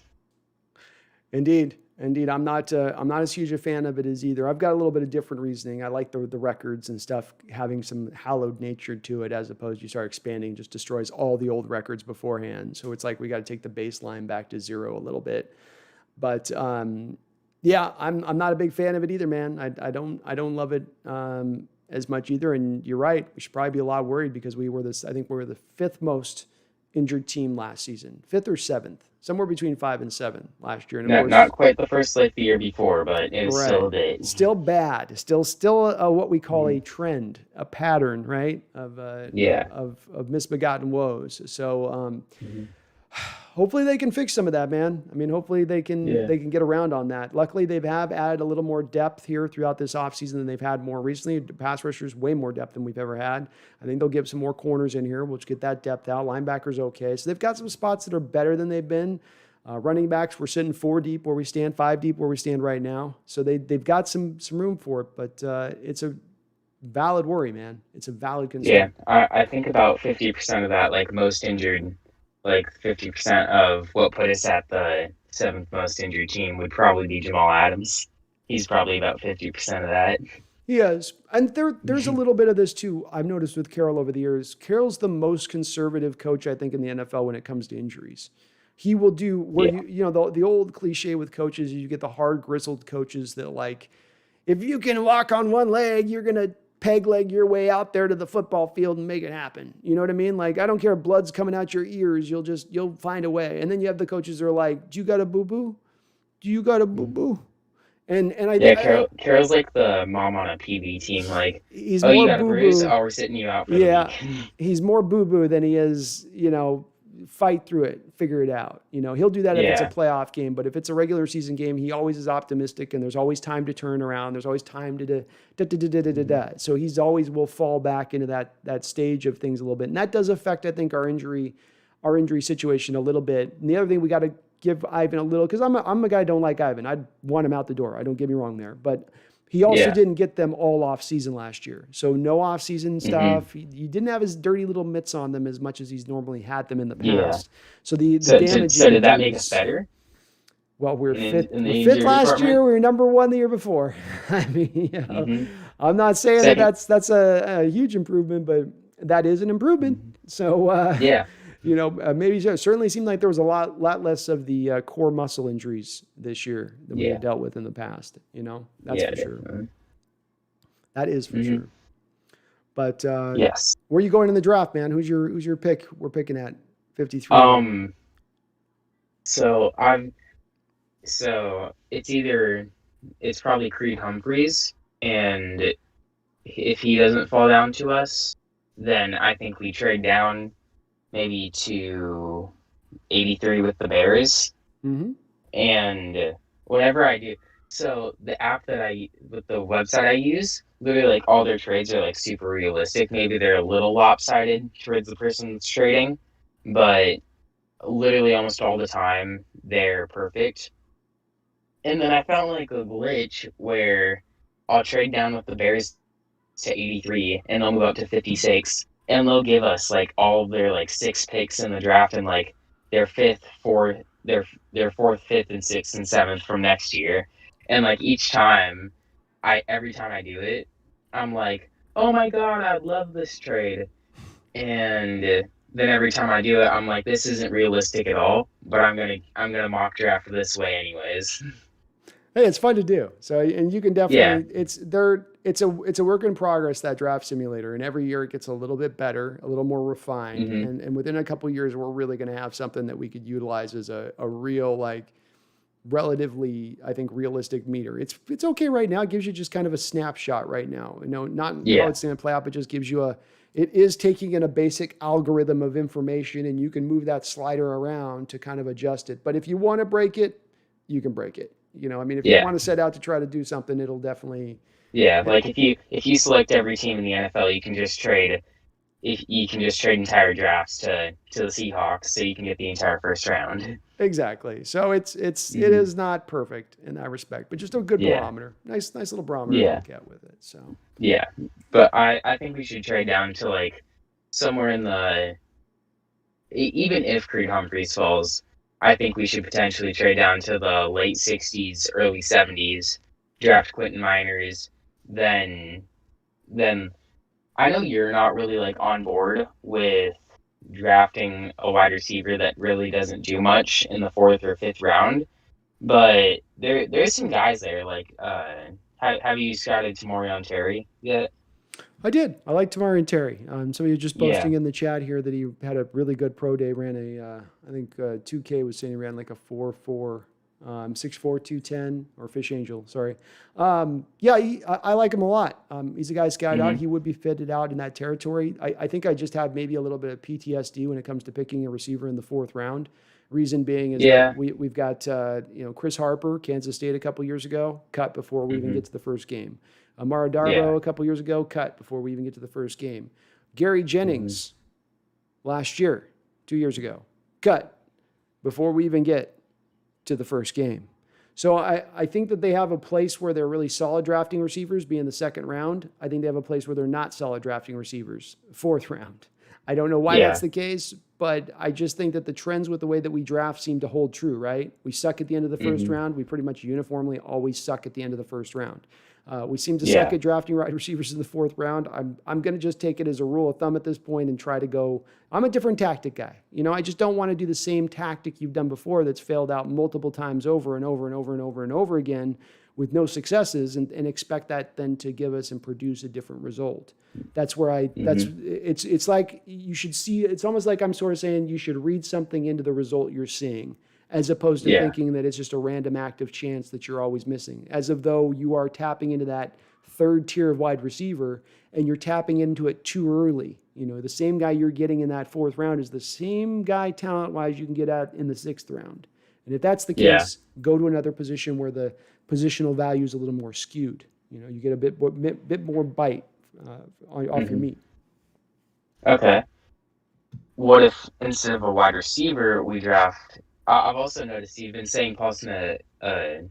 Zebo or Paulson a Sabo. I like It's Paulson Azebo better. a Azebo sounds Debo. awesome. Adebo. Adebo. Yeah, a Debo. Paulson a Debo.